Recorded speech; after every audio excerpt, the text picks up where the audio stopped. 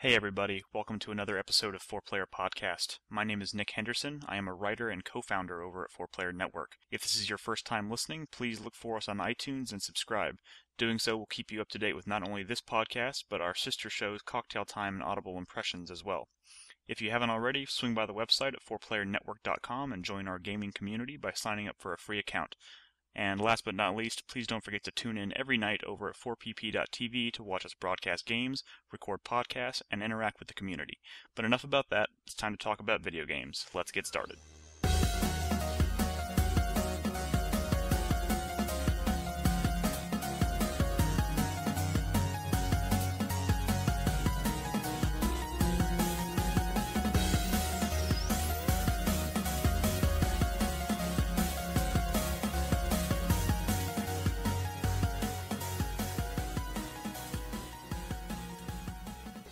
Hey guys, it's me, Brad. 4Player Podcast. We still call it that, right? It is the a show. podcast. This is the 4Player Network Podcast. I'm here with Nick and Nolan and Chris P. And we're going to talk about video games. Episode 306. Episode 306. It's Tuesday, The February 19th. There you go, 2013. 2013. Yes, it is. And we're going to talk about video games. Yeah. Who wants to go first? I'm playing anything new. Yeah. Well, why don't we give you guys a break? 'Cause y'all have been talking ad nauseum about Fire Emblem for about 20 minutes. It's not on the show. I know. Yeah. It's more for me. Okay. More for me. More You're for you. sick of hearing about Fire Emblem? Let me just, because I can't play it yet. Yeah. Let me That's just. your fault. I know. Let me just. You have a 3DS. No, I don't. Okay, I do. But I'm not playing it. Well, the bigger problem is that I can't find a damn copy of the game anywhere for a reasonable price, which sucks. Yeah. Anywho, I just realized we're gonna talk about Destiny today. I forgot about that. That's big news. We'll talk about Destiny in the second half. So I was wondering what the fuck we're gonna talk about in the second half. Dude, there's plenty of dogs. It'll be Destiny and Aliens. Hey, But Nick, first, every week you're worried we're never going to have enough content. We always end up going for... it's my shtick. I'm going to Whatever. put up a new poll. It's who should I marry in Fire Emblem? Cordelia, Tharja, Sully, or Anna? I'm gonna say Sully. I'm gonna say Cordelia because it reminds me of Sully. Buffy. Man, that's who What I'm about going Angel? for. Okay, or Angel. Whatever. No. She was hotter than Angel. I'm so sorry. She was kind of a bitch. in There's also a Buffy. chick who turns into a giant bunny in combat. I don't think I'm going to marry her. Isn't it like a ferret with bunny ears? That's absurd. kinda That's weird. even What would a ferret bunny be? Chris, think know. before It's words really leave tough. your mouth. That's hard. I know. Anyways, let me just get Dead Space out of the way. 'cause Speaking of Fire Emblem, big middle finger to Brad over here. I don't like how every one of my decisions, I have to be thinking, well, how this is going to affect my kids and my grandkids. I just want to worry about the now. And Fire now Emblem. we're talking about Dead Space. Oh. Okay. 3. How was Dead Space? I finished it. That Nice. fucking last level is bullshit. I heard. Like good bullshit or bad bullshit? When you say you heard, you mean you heard me screaming? Yeah, I heard you Yeah. screaming. I heard you screaming through Dead Space 2. No. This is different. Like, this is like, it's one of those sequences you're running down this long hallway. There's shit flying everywhere. I can't explain why, but there's shit going crazy everywhere, and there's monsters coming out of the Literally, walls. dicks. Dicks. He never said dicks. Shit and dicks flying everywhere, and by that I mean monsters, whatever. Which is no big deal. I was equipped to handle them, but then You were equipped to handle the dicks? oh no, why did They I- were literally fucking me from all angles. Hey, if Nick knows anything, it's how to handle a dick. That is true. Oh, god damn! Always be prepared. I'm immediately regretting saying that. Anyways, what I'm trying to say is that I would be running down this hallway, fighting dudes, and then all of a sudden, for no apparent reason, my character would just die, like blow up, like ripped in half, body fly everywhere. Really? Was not being attacked by an enemy. No clue why. There was no explanation. It wasn't like environmental.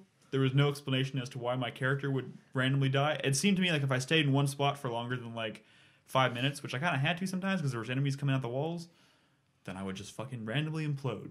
Implode? Like... Explode. Well, I don't know. Explode? You Yes. said implode, explode, ripped in half, die. The details aren't important. No, They are, because I'm trying to figure out maybe All there of were... that happened No. at once. Maybe there was something you missed, maybe, or maybe they didn't relay that because information to you properly. because it happened in multiple parts of this long like sequence where I'm running down this hallway, and if I stayed somewhere longer than like a minute or two, I would kill all the enemies in the room, and I start running out of the room, and all of a sudden, boom, I would just get ripped in half. Was it like a?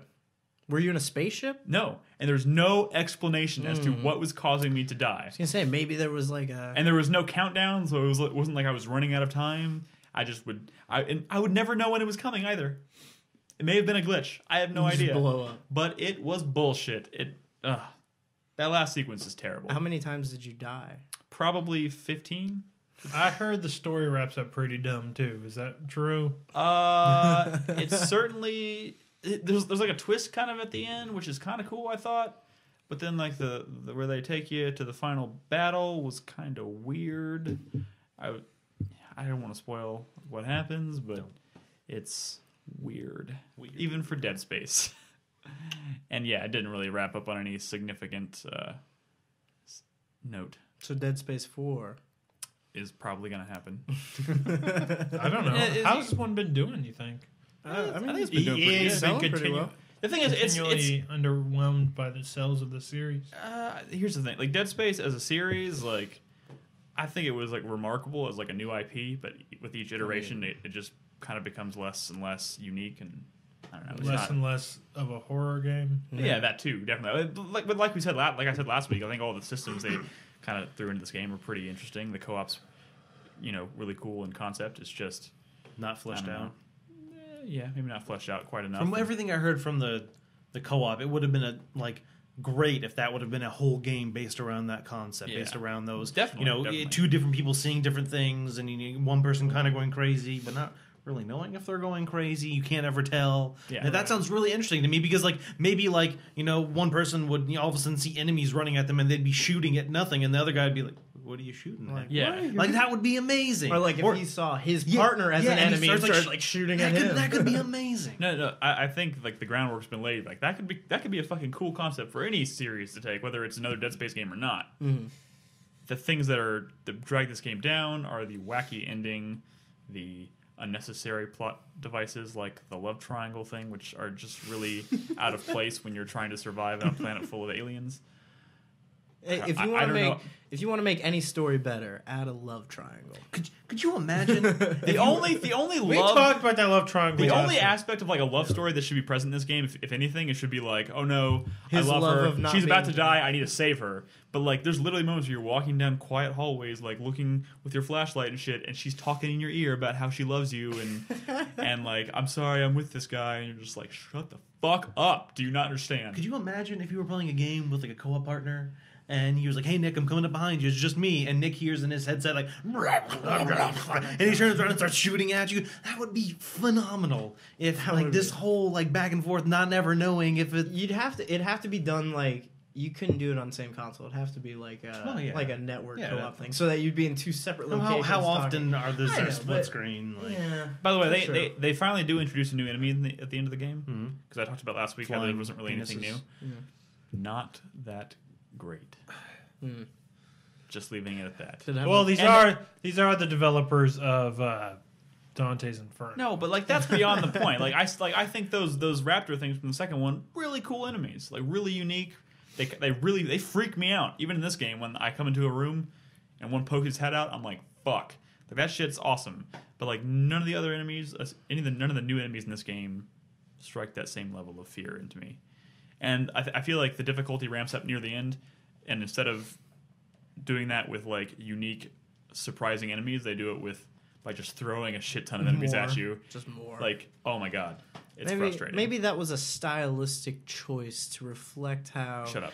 How fighting necromorphs has kind of become Isaac Clarke's day-to-day. It's become very humdrum for him. It's like his Maybe. 9-to-5 job, Maybe. killing necromorphs. Probably not.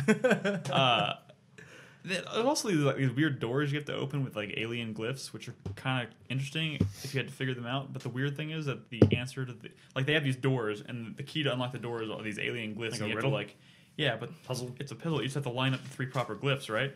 but the answer to the glyph is above every door. Oh. So you walk up and you're just like, oh, okay.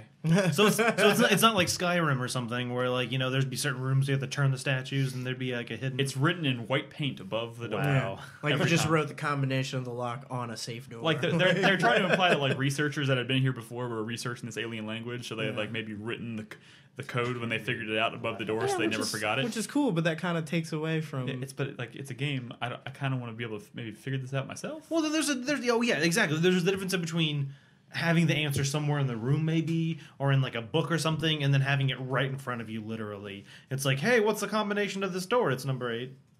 Like it's like pretty much just like gives it just to you. the one number. Yeah. The 1-digit combination. Exactly. 1-digit combination. I mean, Speaking of combinations, let me turn this dial over to my question. Horrible transition. Is it true that Beyond Two Souls comes out in April? What? Someone in the chat just typed that in. I If did not Beyond hear Two that. if Beyond Two Souls beats The Last of Us to I don't think store that's shelves, happening. that would be the fucking weirdest thing I can imagine. Wait, why is that weird? They're Because two they were- completely different developers. because they're both Sony exclusive. They're both like Beyond Two Souls was announced this past E3. We've known Yeah. about The Last of Us for like 2.5, 3 years. But it's been a long time since Heavy Rain. Yeah, it's just I don't know. It doesn't. It seems weird because I would be surprised just because, like you said, we haven't known about Beyond Two Souls for that long. Well, see, I don't think that's real. I don't might think it just is chatted So- that on. that would mean Sony is putting. The thing is, Sony seems to be putting all their eggs in one basket with The Last of Us, as like that's their focus right now as far as exclusives go, which is weird. I feel like they're pushing that harder than God of War, which comes out next month. because it's probably going gonna to be a better game. God of War's pretty damn polished. probably going to be Polished? What the fuck does that mean? Assassin's Creed 3 was polished. No, what? No, I think that's the no, argument against that Assassin's Creed wasn't. 3 is that it was not polished. It was enough. not Well, polished. define It polished. was polished with mud. Dead Okay, Space, well, so that even proves my this point. is a pretty clean mine. What you're referring to is not like glitch freeness. It's the look. It's a lot of money. It looks expensive. Is It's what got I'm trying to it's say. got high production. I'm value. putting my money I'm putting my money on. I will play God of War Ascension, and I will probably really enjoy it. Everything they shown looks so fucking God of War. No, that's what I'm saying. But as I'm saying, I will play it. Kratos is angry. He's ripping the shit off of mythical creatures that kind of just like power swaps of No. creatures you already fought I before. get that. I'm agreeing with you. I'm just saying have you ever played a God of War game and not been like, that's a really well-made No, game? you're right. Yeah, You're right. I think this will be the exact same But thing. you know what? You can only do. I also didn't finish 3. I didn't play either of the PSP ones. PSP I have ones were actually good. No, I know, but I have a feeling if I played, the 7 fucking 5 God of War games that have come out in the past 7 years, I'd maybe be a little. You didn't finish 3? I didn't ever play 3. No, I didn't finish 3. Just because, like I said, it was fatigue. I've seen it done before. I'm the only one here who's completely God I of played War. about half of And it. Dante's Inferno. Well, that's different. I I played didn't about expect half any of it. y'all to play Dante's Inferno. I don't know. I want to be excited about it, but No, I'm just saying it feels weird because they're promoting The Last of Us. That seems to be what they're trying to get people excited we've just for. gone into this whole conversation. I don't even think it's real. So yeah. maybe we'll find out tomorrow. Even if they think it's real right now, it's probably not Speaking- going to actually come out. I watched 4 movies on Sunday. Is that Jesus. weird? Like, you went to the theater and watched 4 movies? I saw 1 in the theater, but I don't even remember the What name did you see of in it. the and theater? 3 at home. I can't remember Jesus. the name of it. Is there any? There's What was something it about? good out Yeah, right there's now. nothing. No, it was the new Steven Soderbergh movie Oh, with Rooney Mara and the- Jude Law. I can't remember the name of it though. It's about pills and murder. Or I know what you're talking about. But I can't remember what it's The called. Killer Pharmacist. I can't fucking remember what it was. No, don't know. it's the killer psychiatrist Shit, I man. didn't know that was a Steven Soderbergh. Yeah, it was good. So what are the other- side effects? Side effects. So Yeah, what it are was the pretty other good. 3 films that you watched? I watched Flight with Denzel Washington. was that? Got How's that that? from the Red Box. Was that good? It's pretty good. I want to watch that. I'm scared got- to watch that. I got. Oh well. The trailer. Yeah, you should be The scared. trailer made me upset. That's just like in the first half hour. I know. If I can get past that, then I'm good. But I don't think I can get past that. And go on. Then I saw some movies you probably never heard of. The Interrupters, which is a documentary I got from the Red Box. The Red Box. And Red Box. Mildred Pierce, which is an old movie she had to watch for her film class. So, yeah. It's a lot Weird. of movies. Still a lot of movies in one day. And the point of that was. I feel like I used to have a movie We don't have corner. enough content, Nolan. We don't have enough content. We can't talk gonna about Dexter. We're being sidetracked. We're going to talk about. We're about to talk about Fire Emblem again. You're going to talk about Metal Gear again? Not again. I've never talked about Metal Gear Solid 4 on this podcast. Well, we have, damn it, a long fucking time ago. What are you looking at me like you don't remember when Right? the game came out? We talked about I that mean, before. must have at some point, right? Yeah, probably. I'm pretty sure towards the beginning. we talked about that game a lot, but yeah, point is made. Brad, do you want to lead into the Fire Emblem? No, conversation? I'll let Chris lead into it. Chris, you got it. You got yourself a Fire Emblem DS. I did. Yeah, Look at this shit. I was lucky enough to get my hands on one of the Sure, it's Fire Emblem. fingerprinty. Unlike Yeah, mine. I'm sorry. Yeah, and That's it also has a DS Lite screen cover on the bottom screen because I ruined the 3DS one. It's a travesty. Yeah, it's a travesty. So you were playing Fire Emblem. Yes, Wow. this is the first Fire Emblem game I've ever played. That's pretty sweet. I have been playing it most of the weekend and yesterday and today. And Real quick, this is such a better device, but it still looks like so Fisher Price compared to that one. Yeah. Like, why is this one so like bubbly?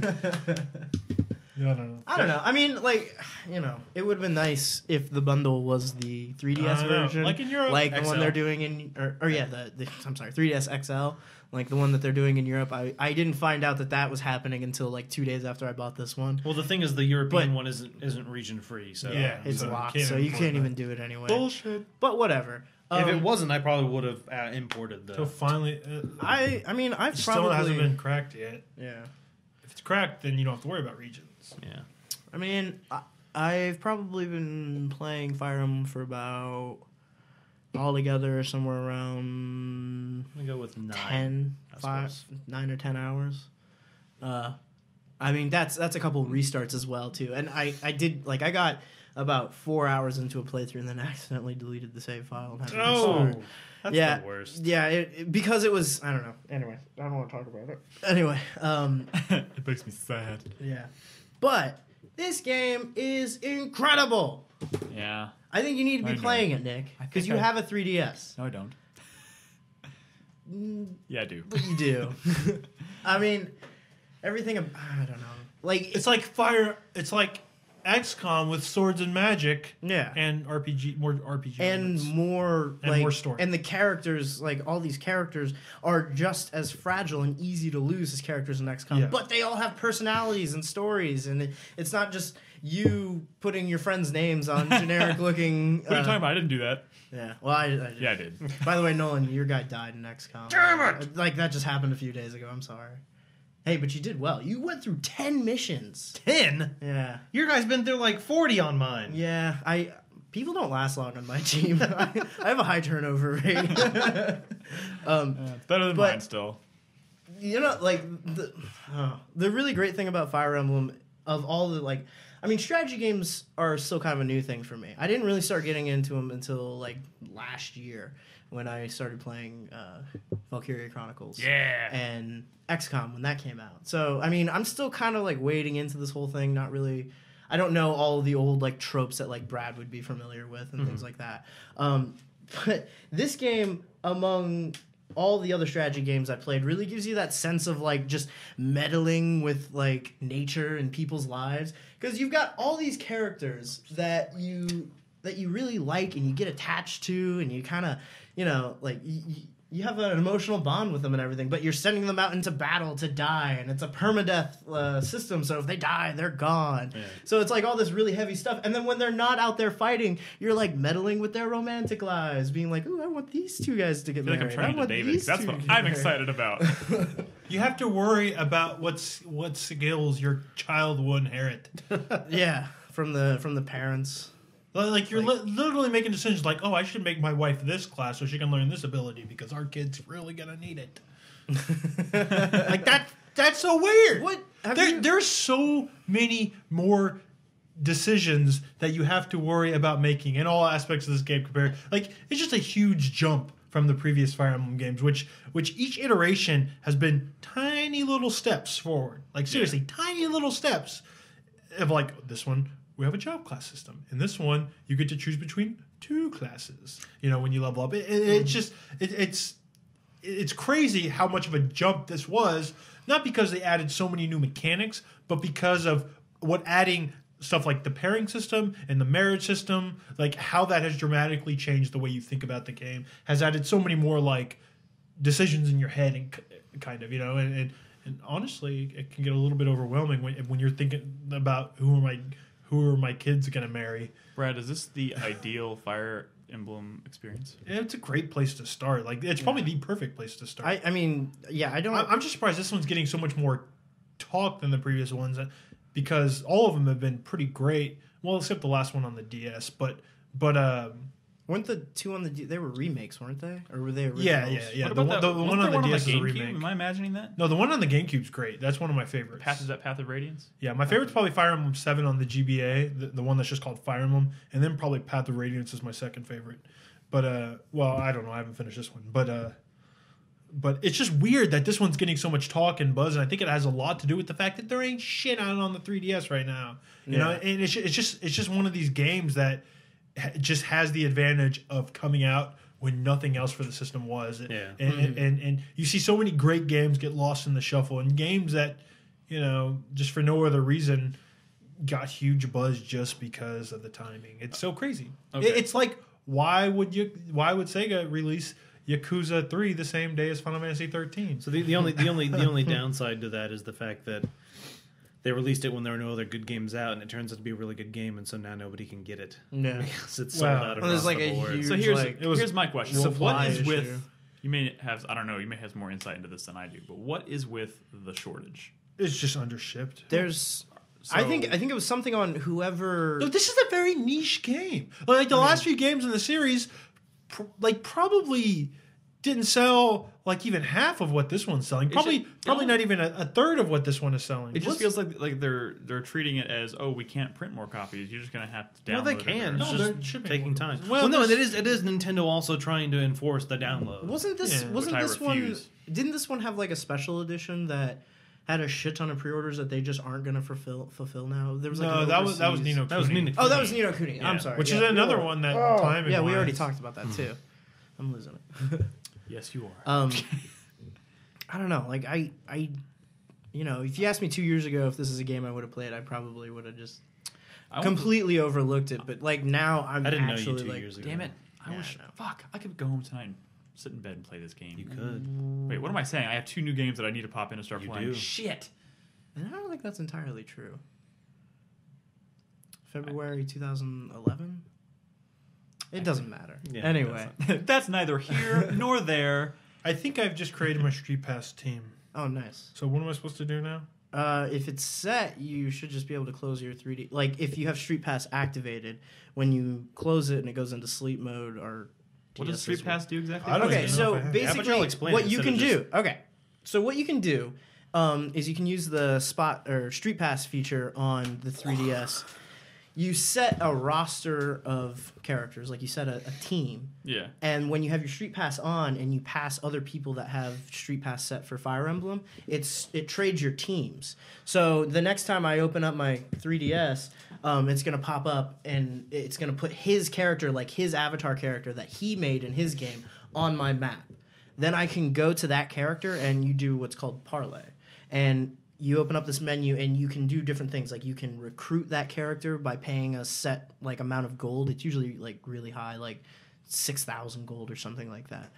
You I don't have that can much gold. you can like buy items from them, I think, and you can battle them. If you battle that team, so basically it would be me fighting whatever team he's automatically set.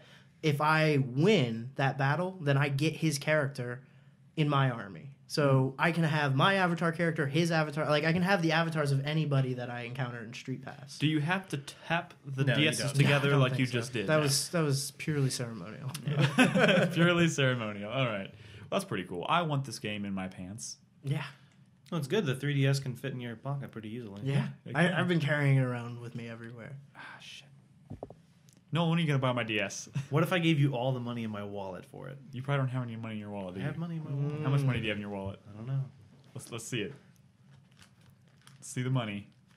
Spill the beans. Ooh, that's 40, 60, $61? Yes. No. It was actually 42. Oh, really? Yeah. I thought I You saw. counted 120 twice. No, Yeah. he counted one. twice. I'm across the table. Forgive me.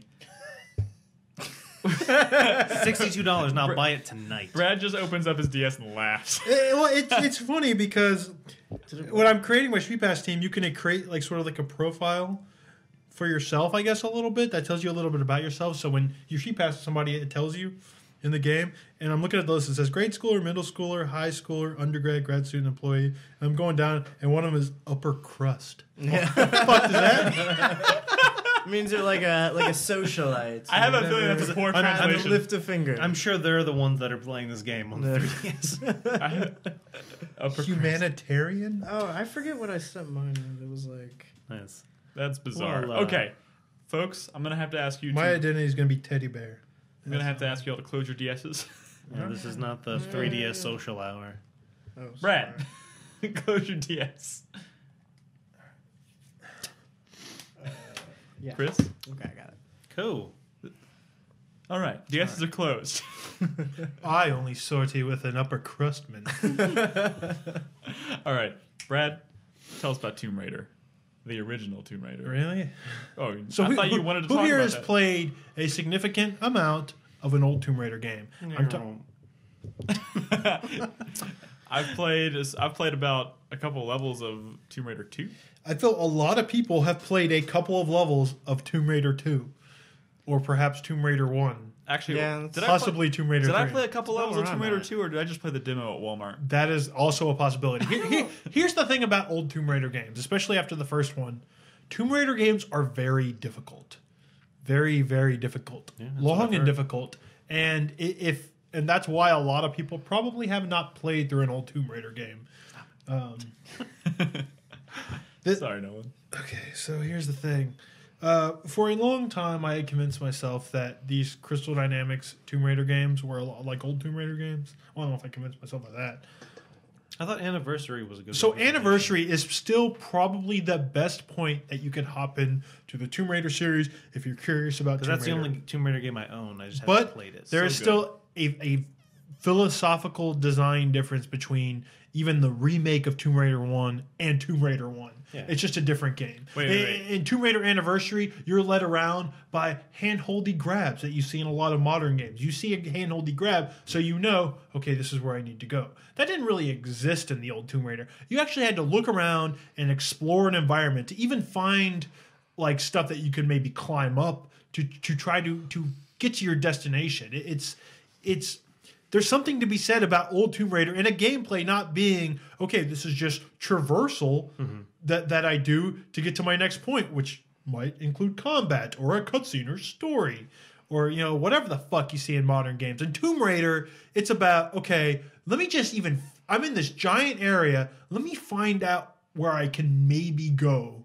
and then maybe try to figure out a way to get to that point. Like the actual exploration of an environment was the gameplay. Yeah. That's why you played the game. It's not the thing you do in between the gameplay like in fucking Uncharted or Enslaved or something. I liked Uncharted. No, I fucking love Uncharted because it's a great like shooter with a great story and a great cinematic presentation. But old Tomb Raider was never that. Yeah. So a lot of people when Uncharted first came out were like, "Oh, Uncharted is just like Tomb Raider." No, it was never like Tomb Raider. You know? Well, they were comparing it to the new Tomb Raiders. Well, see, I don't think they. Well, the thing is, people make a broad generalization about the whole series. They make comments about what it is when really, like, there was the first 5 fucking Tomb Raider games. Which, by the way, the first 5 Tomb Raider games came out. And this is after the first game.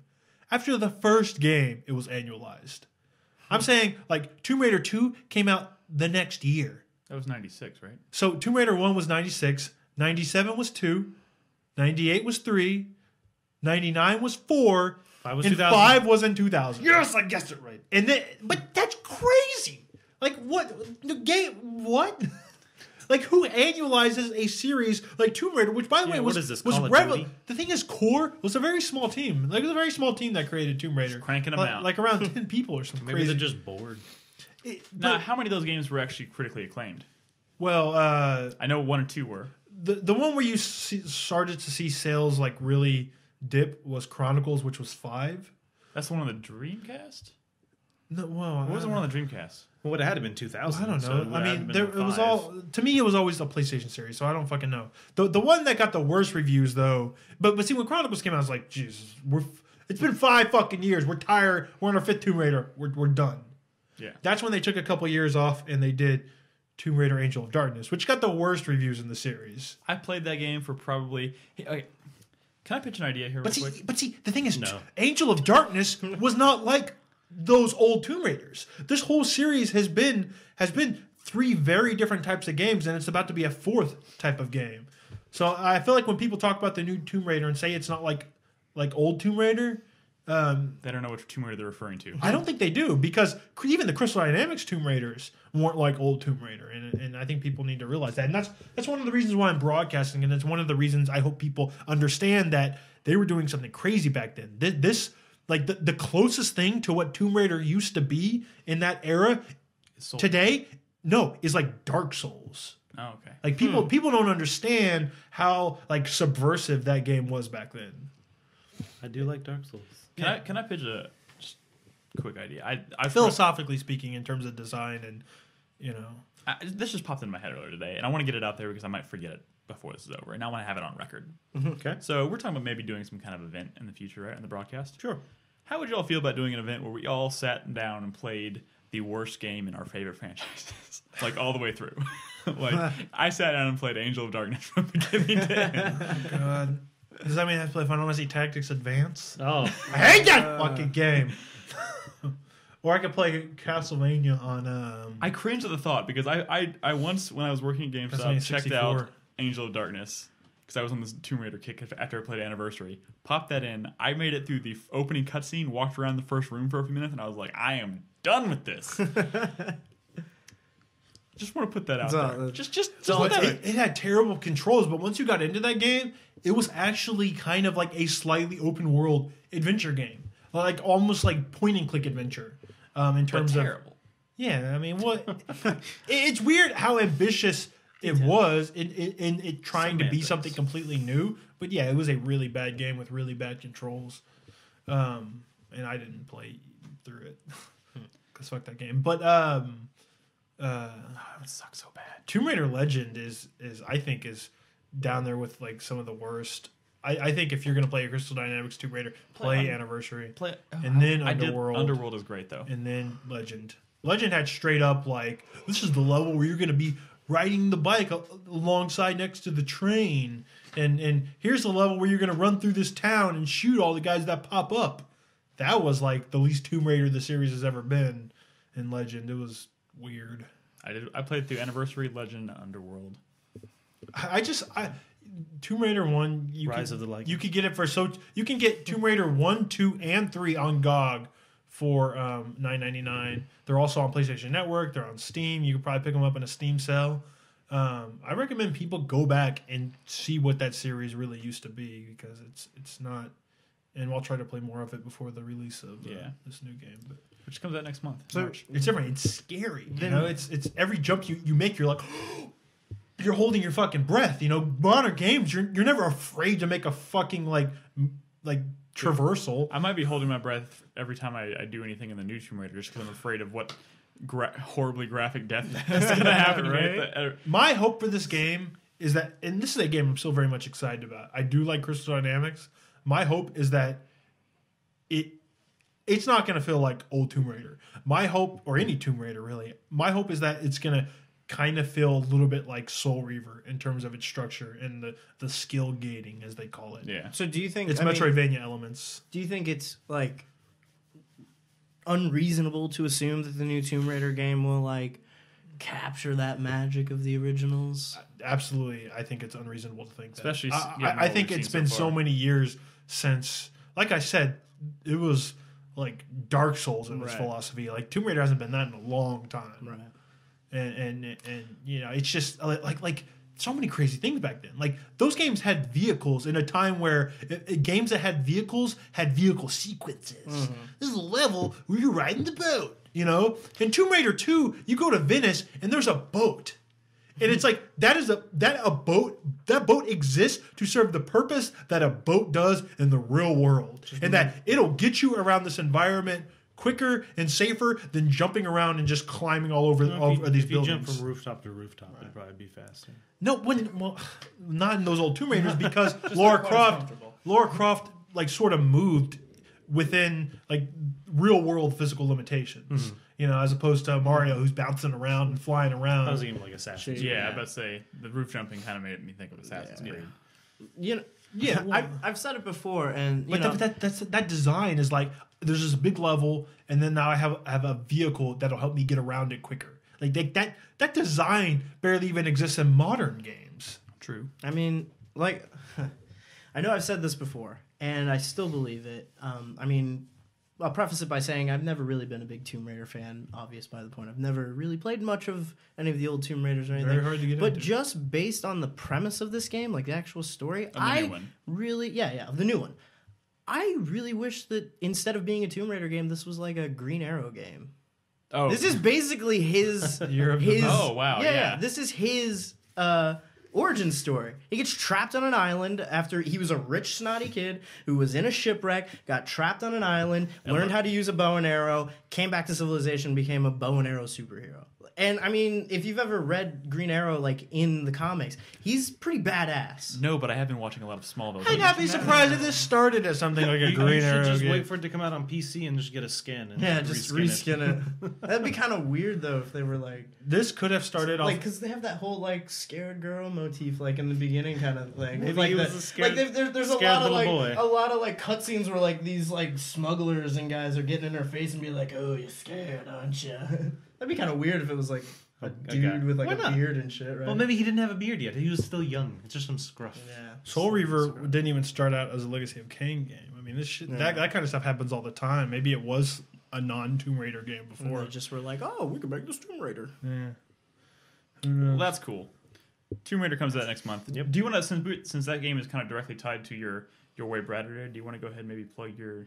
Oh yeah. Well, Your Way Bratcher Day is going to be on Thursday at 10 p.m. Central Time. There's a poll up in chat right now. It'll be in the show notes this week. It'll be in the show notes this week. If you're listening to the podcast, go vote on what you want to see me play on Thursday night. Is there a theme this week? Or Which is some random games. I like to throw a random what the fuck game in there every now and then. I think this week my random game is Primal,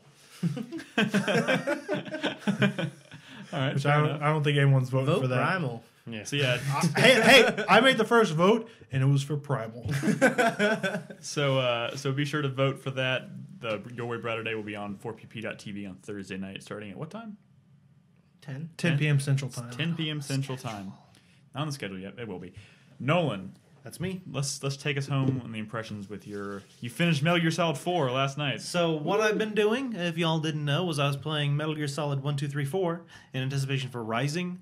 Not for any particular, because they obviously have nothing to do with it besides the fact that It's Metal Gear. Raiden is in the game. I mean, it's good, it's not Kojima, it's Koji Pro and it's Koji Pro and Platinum Games. Yeah, So I mean, but I just kind of wanted to replay those. It's been a while. it's a good excuse to go back and play them. Oh, definitely. When did you start doing this?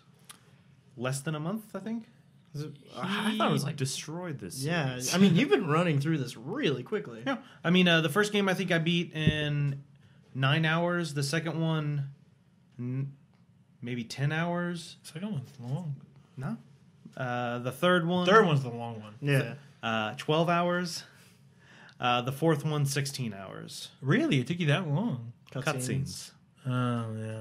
So I was yeah. So hold on. So since the last podcast, I did finish 3, and I know I talked about it on the last podcast, but oh my god, I fucking love 3 so much. Like when I finished it, I was sad. Everyone's sad when they finish. It's a sad ending. Besides the fact that it's a sad ending, I was sad because I knew I had to play 4. Nothing against 4. I know a lot of people dislike and don't agree with the style of the game. I do enjoy 4. The thing was, Are there that many people that are opposed to 4? yes. Well, it's not that they are opposed to it. It's that I mean, it just played this entire game for 16 hours of gameplay. So besides all the times restarting or something, because I wasn't trying to Yeah. be stealthy and just reading through chat. Oh, here comes the movies. Everybody get your popcorn because it's going to be 45 minutes of movies. You know, shut the fuck up! This game came out like 5 years ago. Yes, there's long cutscenes. I know. You don't have to bitch about it every time a cutscene comes up. I actually went to bed and woke up to Nolan screaming that at someone. Probably. Yeah. hey, Xenosaga was all cutscenes, and that game was great. Going back to 3, I love 3. 3, in my opinion, and I know a lot of people share my opinion, or my that it was the best. I Of the, share your opinion. the best of the Metal Gear Solid. Can you share your Games. opinion with me? Yes, Okay. here you go. Thank you. Metal Gear Solid 3 is probably the best of the Metal Gear Solid series. It's I would not argue that. Solid gameplay. I know a lot of people had One's the best. a lot The of best people, game overall. Let's argue this point right now. A lot How of do people we- had some qualms Ding, ding. with the camouflage system. Every time you had to camouflage, you had to go into the menu and switch manually. And now they did fix that with in 4 with the octo camo, where anytime but- you press against something, it automatically changes. For fuck's sake. I mean, 3 took place in the 70s? 64. 64. 64. Why? They wouldn't have octo camo. So you Correct. should have to change it manually. It makes sense. Although, was he just Besides- carrying like yeah. a big bag of Yeah, different he- jumpsuits to put I on? had like 30 different outfits. So I mean, yeah, he just No, he used the job class system from Final Fantasy X too.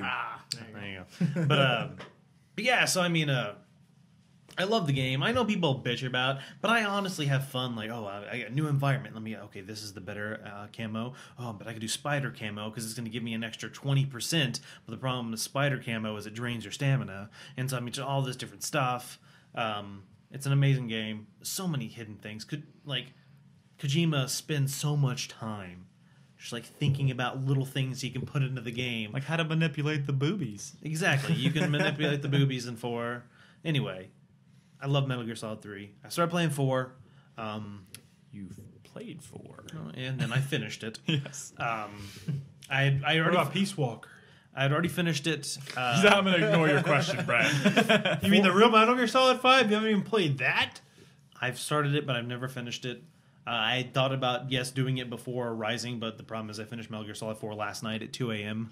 I actually had Rising in my possession before he finished 4. Yeah, so I mean, not that I don't want to play Peace Walker, I will. Close. But yeah, so 4. I'd already finished it 4 times in the past. When I first got my PS3, that's the only game I had You got for that it. tornado gun? The No, gun that- I don't have the tornado gun. Oh, really? Fail. When I first got this game, there were no trophies. Yeah. So the 4 times I played it, I wasn't playing for trophies. I was playing for badges. You know, there's badges you get at the end of the game for doing it in certain ways. I just found out there's a bag called like chicken, and I'd never got this one before. But it's like die like 250 times and all this stuff, and then That's an accomplishment. yeah, and then spend 35 hours in the game. 35 hours. Like in one playthrough? yes. What? That's a lot. Yeah. So I was reading through it, and like my first playthrough, Spend all that time Can dying. you watch the cutscenes in slow motion? I mean, I just leave it on.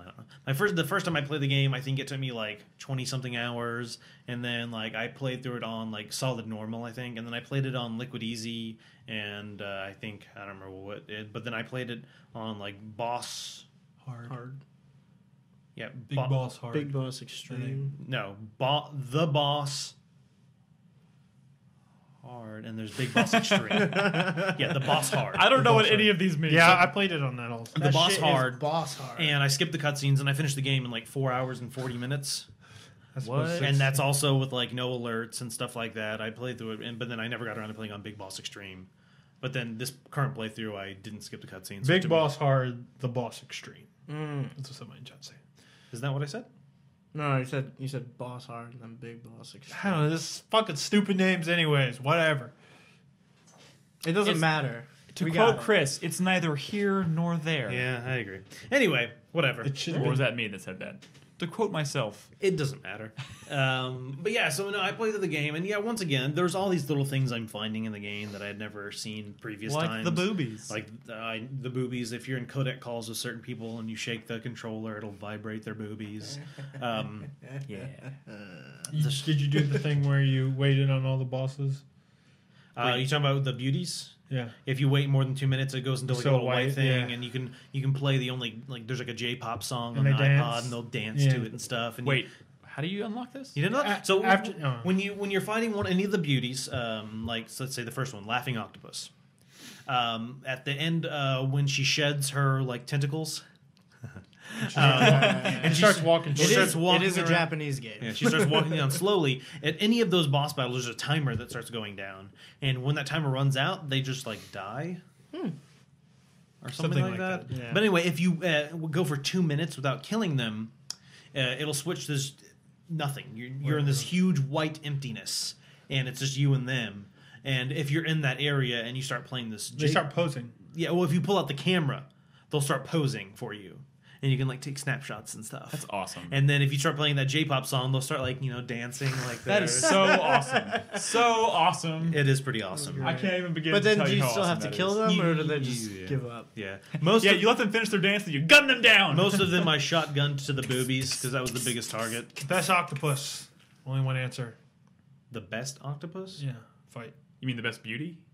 No, he's talking about the Which They're of the all octopuses? No, No, they're not. The no. laughing octopus, something raven, right? Raging Raven. So That's How- right. how it works Laughing is- octopus is my favorite. That's why I said octopus. how it works is you take like the someone in chat do it because I'm not going to remember. It's like the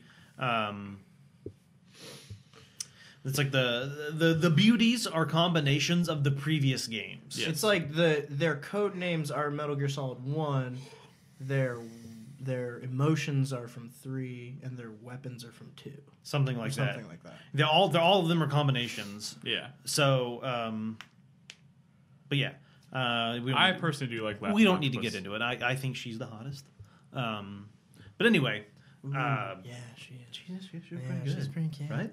But yeah, so I played through the game. I was kind of trying to rush through it, so I used at some points I used like the stealth camo because, like I said, I had played it 4 times before, so I'd unlocked a lot of the stuff. I had like 2.5 million Drebin points when I started, so I just For those not listening at DP? home, that is a lot of Drebin points. yeah. So when you start the game, you start with 0 Drebin points, and Drebin when you pick points. up like dropped weapons, you'll get like 1,000 Drebin points Yeah. for picking up a dropped weapon, depending on how it was acquired. And there's so much thought going into this game. Like if you hold up a guard, because you can walk up behind him and you hold up your gun, he's like freeze, and then you like pat them down, you squeeze their junk, and they go unconscious. And then you will get Oh yeah. you will get 1 times the number of points of guns Standard valued. procedure, by the way. So if it's 1,000, the gun's $1,000, you'll get 1,000 or 1,000 Drebin points. You'll get 1,000 Drebin points. But if you shoot them in the head, you only get the amount of Drebin points times 0.1. So you'd only get 100 Drebin points for the $1,000 Drebin point weapon. So it really focuses on don't just shoot people in the face. Try and be more stealthy and stuff like that. Okay. Why didn't you ever get the tornado gun? I don't remember how you get it. Well, it's like But you have to beat the game in a certain way. you had to beat the game, and it costs like 1 million credits or some shit like that.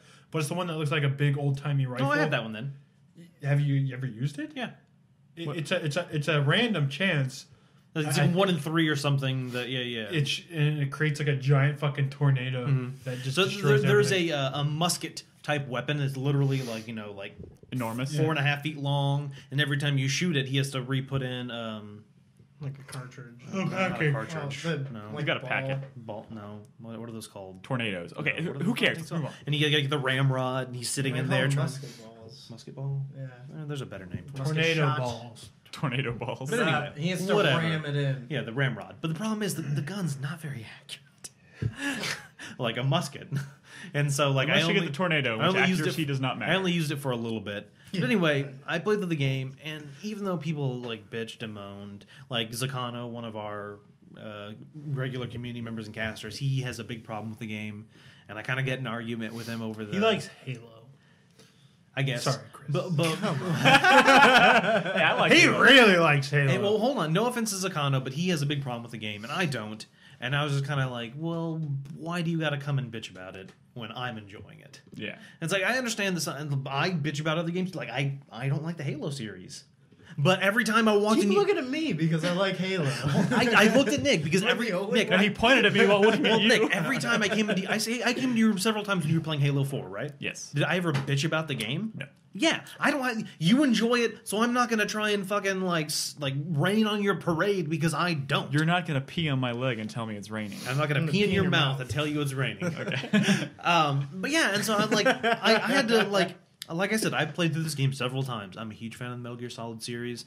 I am not saying they're the best games in the world. I do realize they have flaws. They have a lot of flaws. I do realize that Metal Gear Solid 4 is filled with info dumps of just like 30 minutes of them just like going into these in-depth explanations, which honestly aren't needed, but Kojima wanted them. Like, I got into arguments with some of the chatters of like, oh, well, in like Dishonored, there's all this backstory too, but they don't give it to you in cutscenes. They leave it in books, so you can, if you want, And you make can it read optional, about it. essentially. But the thing is, if that was the case, no one would fucking do it. And Kojima really felt strongly about getting across these storylines, because that's one of the things that people bitched about the previous games, is they were confused about some of the stuff and they didn't understand And the where it cutscenes was are going. skippable. Yeah, So, you can skip the cutscene if you don't care about it. Every time you defeat a beauty, Drebin gives you this long codec call about how the beauty Fucking became. Drebin Oh, yeah, calls, yeah. it's a And while. you can skip them. You don't have to listen to them if you don't want to. But they're there for those people who cares. And some of the chatters are like, oh, well, I think they should have made it more of a codec calls during the game so you can still keep playing while they're giving you this information. And my problem with that is you wouldn't be paying attention. Yeah. It's a shoot. What are you shooting people? And they're trying to. The beauty was born in Africa, and you're like shooting people. No, that's not. That would not relay the information. Yeah. I think they relay the information in a good way. Even though yes, there were some very long cutscenes. I understand.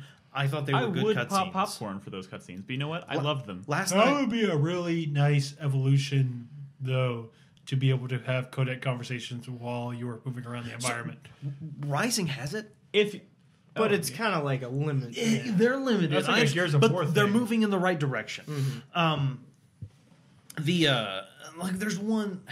I was even thinking about it the other day because when I first started playing last night, I was in Act 3 or 4. Anyway, I had just finished the motorcycle chase with Eva, Big Mama, Big Mama, Big Papa. exactly. Okay, I think it's doesn't matter. Never give that fucking woman a motorcycle. She always crashes and always gets stabbed right here. She got stabbed right through her tree hole. I think that was a joke. At the end of Metal Gear Solid 3, she's dumb. Through her what? She's a dumb. Tree hole. She's a dumb bitch, and she looks down while she's driving a motorcycle down a windy path road, slams into a log, goes flying, and she gets impaled by a tree limb right here.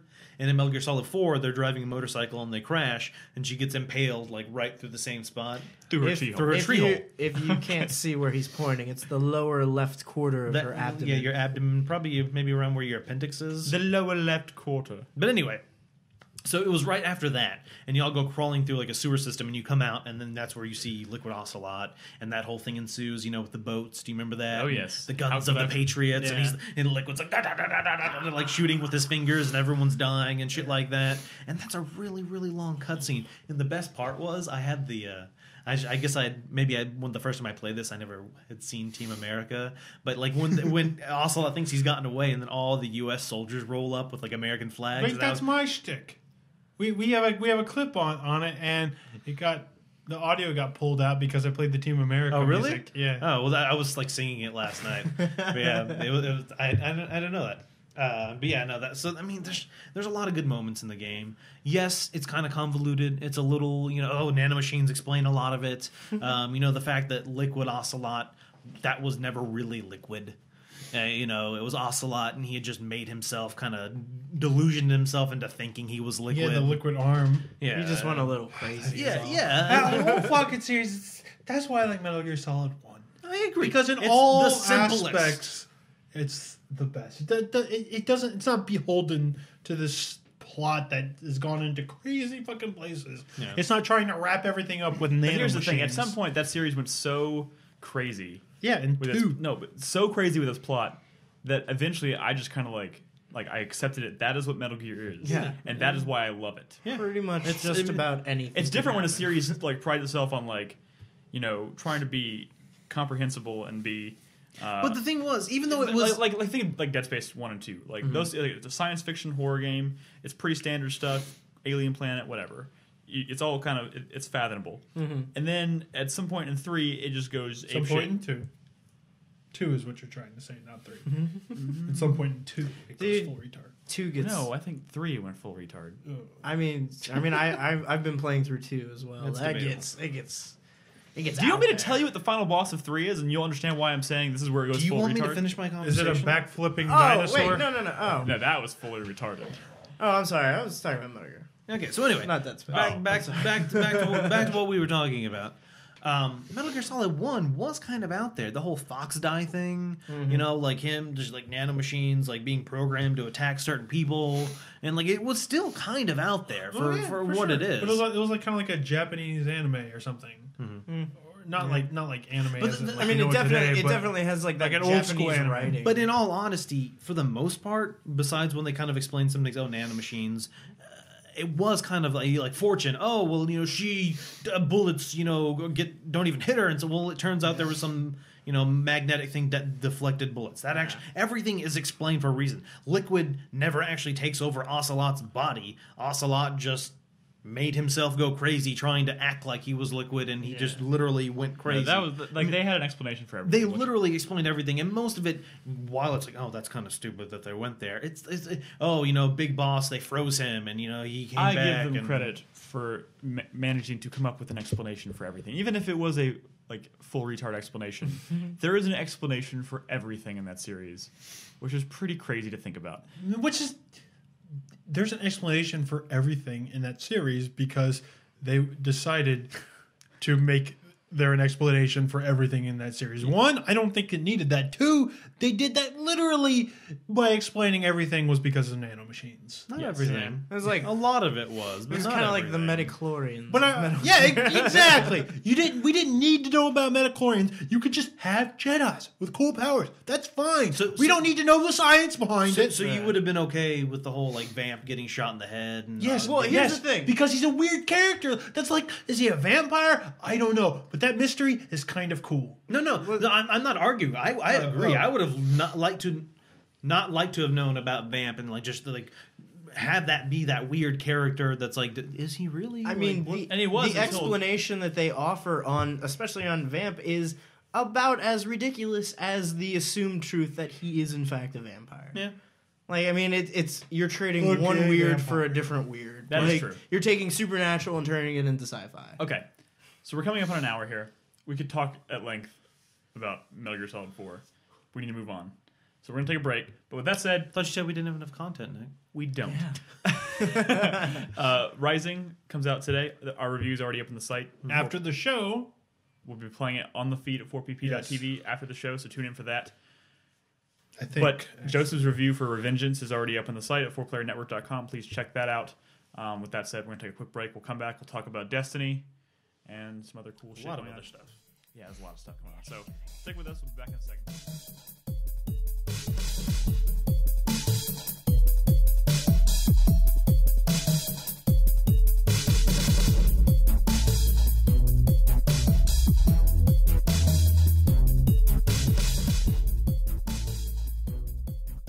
We've only been dating for 2 chapters. All right. I'm going to go ahead and start it with that. Brad, Nolan, Chris, we're back. We're going to talk about the news in the gaming industry. There's a lot this week. Word on the street. Jesus Christ. During the break, we watched a video about condom ice cream. Mm-hmm. Do you care to share your opinions? It is actually ice cream, don't worry. Oh, I thought you said it was actually. What if they put chocolate ice cream in it? That'd be weird. It looked like poop in a condom. I'm sure that is something. I'm sure someone's pooped in a condom. I'm sure. And probably even cut the tip off. And then took the poop and inserted it into a condom. I don't know. No. I'm pretty sure that's one of those horrible things I read on Urban Dictionary once. It's probably It involved something. pooping into a condom and freezing it, and then... What are you talking It's about? called a Saskatchewan Snickers bar. Oh my God. That is not the word on the street. Word on the street is... We are not a porn site. Tomorrow, Sony is having a conference, a press conference. Yes. They haven't said anything about it, but we're all pretty sure it's a PS4 announcent. We're all pretty sure. I mean, they've been inviting investors to Yeah. it, so... It's going on tomorrow. I can't wait till it's February not getting- 20th at 5 p.m. Central Time. Central? 5 p.m. Central Time. Okay. 6 p.m. Eastern Time. Just making sure you did your homework. There was homework? No. So, I mean, some of the things I guess we know are the PS4. I mean, everybody has seen the developer The new controller that's out there. There's 2 pictures now. There's a lot of pictures going around now. Yeah. So I mean, it looks similar to the DualShock. There's no start and select button. But a little bit different. So the top... Pardon? I just don't understand how Joseph decides on the pictures he uses in his posts. There's an article on the site now about the upcoming announcement of the PS4, and it's like a girl hugging her dog. I don't understand. There's on the new PS4 controller, I don't know, the Quad Shock, I don't know what they're going to call it. The front half, has a touchscreen on it. The top of it looks like it has some move support. It looks like a clearish piece of plastic than different images we've seen. It's been like blue and stuff, possible move support. The bottom looks like it has maybe a headphone jack. On the bottom middle, there's a little what looks like a speaker. So maybe there's almost like a move-esque in the move controller. Doesn't move? Yeah. There was also a rumor out today that the new PS4 is going to include the new version of the PlayStation Eye as well. So it I didn't hear about that probably is some kind They're of just new fucking functionality. scrambling to like steal everything they possibly fucking can. Just like they put the fucking motion in Well, the the thing controller at the last minute. the thing is now before the PS3. I think they realize that their only way to like make any of this technology successful and stick is to just implement it into their hardware. It also has like sort of like a white, like what looks like it could be a light for like the camera on the top of the controller. That's what I was just saying. Yeah, that's Like, No, but what I'm saying is I feel like this is gonna try to be a Kinect, a Move, and a fucking Wii Wii, all pad at the same and a time. Wii controller they're all at covering once. all their bases. One of the things I'm kind of concerned about is the triggers kind of look not good. Okay, I haven't seen Well, they've very never- close to the There's triggers. a new image. Are they just buttons? they look flat. Hold on, let me. I'm let me okay pull- with that. Let me pull up the picture. I don't. I'm want- not I don't- expecting- I hated the PS3 triggers. I'm not expecting much. You prefer the PS2 triggers? Absolutely. Yeah, no, I agree. I like the PS2 triggers, and I know you always prefer the add-on triggers to the PS3. Yeah. Like, yeah. The concave. What the or Vex? What Like, were they thinking? yeah. I don't know. There's some rumors about price so far, of course. Looks like the rumor right now is it's going to range from $429 to $529 depending on which model you get. Still, it's pricey still, cheaper than the PS3 when it came out. So who knows? I think That's horseshit. Yeah, but it's, did you expect less? Brad, at why launch? is it horseshit? Yes. I mean, that sounds Because my guess is the 429 version is going to be shit, Probably. and you're going to have to buy the 529 version, Yeah. and the thing is. that's it's fucking gonna be- $80 hold less on. than $599 Hold on. US dollars. Hold on. The thing that killed them Hold before. on. How much did the PS3 cost when it came out? $499 and $599. How much did the PS2 cost when it came out? $299. I thought it was $399. I think PS2 was $299. I mean, Okay, same with the PS1. That's how they were able to compete. it was a little cheaper. Yeah. But the problem was, software was cheaper and the systems were cheaper. The tech in this is a lot crazier. Though. Here's the thing. I'm more worried not about the price, but like what is going to be the differences between these two models. If it's just hard drive space, No, it will not be. It Yeah, will I be know. it's but got to that's- be something. I mean, That's what if, I'm worried about. If like this last 10 years of consoles have proven anything, that lower one is going to be like for the people who have small children or cannot wait for that extra $100 to get a you know real what? PS. You know what I'm worried about, right? What are you worried about, I'm Nick? worried about the cheaper bundle not having a drive. No, A disc trust drive. me. They'll all have drives. Yeah. Every single thing will have a drive, except the Wii U because they're crazy. The Wii U has a drive. What are you Yeah, talking well, it has like it has a shit it drive. has like a 2 gigabyte drive. about? No, I'm talking about like a disc tray. Like you can't put discs in this unit. Like The cheaper like one the will cheaper one is only a be download download. only unit. Oh no! No, it would be a that lot would cheaper be- than that. No, yeah, it would be cheaper, and they wouldn't do that right now. Yeah. I don't know. The industry is not ready for that. And did they forget how poorly the thing is- fucking PSP Go? No, it's the thing is the rumors are obviously the people are freaking out like when is this download only generation going to start, and people are like the PS4 rumors are that it's not going to have a disk drive, so it's going to be all download only, right? Mm-hmm. And like what if like they go halfway there and like one of them is and one of them isn't? You have to pay extra money to get the one with the disc tray like that. That seems kind of weird though, because then they're cutting their. It would be weird, but it'd be them audience. dipping their toes. Like it'd be a way of getting consoles on the market with people using them, to basically getting people to adapt to the idea of playing a console that does not use discs. I don't know. That would also mean they can't play Blu-rays, which I think would be shooting themselves in the foot. So that's probably the one reason I don't think that's. Wait, going to what if it happen. had a disc drive, but it could only play Blu-ray movies? Couldn't actually play games. That would be stupid. Yeah. Truly stupid. I don't know. That's probably not going to happen. I just No, wanted to I get that know. thought out there. 'cause Wait, he, within 24 hours, here's the thing. we'll know. Here's the thing. If the rumors are true and Microsoft might offer a model that's subsidized, like, it doesn't matter, dude, what price Sony's got. They're in trouble. I mean, it's already too fucking high. Well, I don't know. How much is the Wii U? $299. I bought it. I should know. I think it's about to have a price drop. No, I think the Vita. That was Nintendo. I know the already- Vita had a the Vita had a Nintendo price already. drop. They said poo-pooed they're on not doing that. I think God, this is stupid because I bought a Wii. I think the premium Wii U was $350. Yeah, it was $350. Yeah. How much God. have So, you? I mean, it's only played that? it's only what $80 more for the PS3. Regardless, it'll probably be too rich for my blood. You know what's gonna suck though is even if I can afford a console this year, it's probably not gonna be me buying a Wii U. But I want to play fucking Bayonetta. And Also, X. the new rumor for the PS4 is it's November of this year. Yeah. Yeah. So I mean, the thing is, I don't think any of us have ever doubted that we're going to have a new console by the end of the year. So here's my question. Okay, so real quick before I move on from that, other rumors involving the PS4 announcement are that it's controllable via phones, tablets, things like that. Similar to Microsoft's Smart Glass. Yeah. Which honestly, cool in concept. I just hope they don't How often over-rely have you on it. used Smart Glass? But I mean, it's pretty much just going to be like, oh, you can access the PlayStation Network on your iPad, buy games, No, then they here's load the on thing. the machine. Like Smart Glass was kind of a thing they kind of shoehorned into an existing console years after its release. This is a hardware built from the ground up with that functionality intact. So it could be potentially be The a lot. exciting part is what they're going to do in terms of the cloud and streaming games. So that's what I was going to bring up. They did recently buy the domain PlayStation Cloud. Yeah. So but what's there's- going to differentiate that from just the standard like PlayStation Like, Plus cloud saves? I mean, Kind of. Well, Well, already- that's the point. Gaikai implementation, Yeah. That's true. you know, Being able to what play. if you know they already kind of do. You can download the whole version of a game and play it for 60 minutes through PlayStation Plus, right? Yeah. For a lot of games. What if they have it where like any game that comes out on our system, you could just turn on your PS3, start playing it right now for like 60 minutes. You know, just start playing it right now.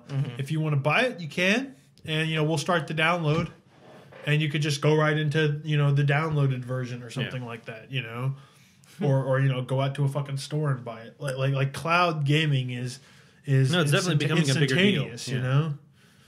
Do you think if they did that, where you had that more on demand kind of being able to try out any game and try a significant chunk of it before you go out and buy it, do you think that would make developers a little more wary about like putting certain games on their system? Like would Sega take Aliens Colonial Marines and say, hey, yeah, we'll throw it up so anyone can play an hour of this game and decide if they want to pay for it? Maybe it will make developers make better games. Hopefully. That is true. Or only like an hour of Here's, gameplay. is here- good. here's One what hopes, but, here's what I'm you curious know. about because the PlayStation Cloud, the little we know about it, sounds intriguing to me. It sounds like it's going to do some really interesting things for cloud gaming. How is this going to affect Sony's position as on their download space? Like because right now the PlayStation Network is free, but it's. Well, And a lot of people say it's an inferior model to Xbox Live in a lot of ways. So is this the Well, it end was of- at first until they came out with PlayStation Plus. Yeah. and now that is not necessarily inferior. It's almost equal, if not better than in a lot of. So what's going to happen to PlayStation Plus? I don't think they can as a brand right now. PlayStation Plus, I think, is invaluable. To No, Sony. I think they're going to drop their free online support on the new system. You think it's going to be subscription? You know, it's not. PlayStation Plus is also going to be you can play games with multiplayer. Yeah, you know that it's not going to be backwards compatible. Yeah, probably not. So I mean, then why does it even matter if it's essentially a clean slate, all new games, all new everything? Is that really like a strong rumor? I would say, bless you, 90% confirmed. That PS3 games are going to play on it? So my thing. Well, they're talking about being able to stream older PlayStation 3 games through the cloud. Okay. And if that's suggested, then it's probably not going to be backwards compatible. One of the things I thought I talked about in a post I made a while back was if they do let you play old games, what about the 6-axis support and stuff Not like that? Is that even. gonna What be about in the there? fucking cell that developers had to design around that super complex system, which that hardware is not going to be in the PlayStation 4. You know, I don't think it's going to be backwards compatible. I wish it was, but I don't think it's going to be. So I think that's almost an excuse for them to The thing is, if it's not going to be, I applaud them for going balls to the walls crazy with it because if that's off the table, then there's got to be other stuff to kind of fill that blank, especially if they want me to shell up $400 to $500. So, I don't but know. these are all just rumors. Yeah, they are. That controller could be a painting. Might not even be called PlayStation 4. Yeah, that's what anything. Well, that's true. The code name is Orbis. The thing Orbis. is, 4 is a very unlucky number in Japan. Is it? That's why a lot of franchises, instead of being called 4, usually get a subtitle.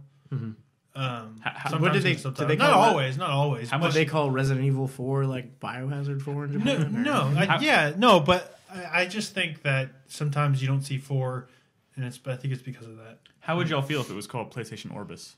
Because I think Orbis as like a console name sounds It's kind like- of. It's not bad. I think the whole name thing is I don't care. It's definitely not. Gonna, I honestly it's don't. definitely not going to be called Orbis. Well, I think PlayStation 4 makes sense. I think it makes a lot more sense than calling the new Xbox 720. they're not going to. They're not No, doing I know that. they're That not. has a code name But too. wasn't that it- is Durango. yeah, Durango. but they're not going to call it that.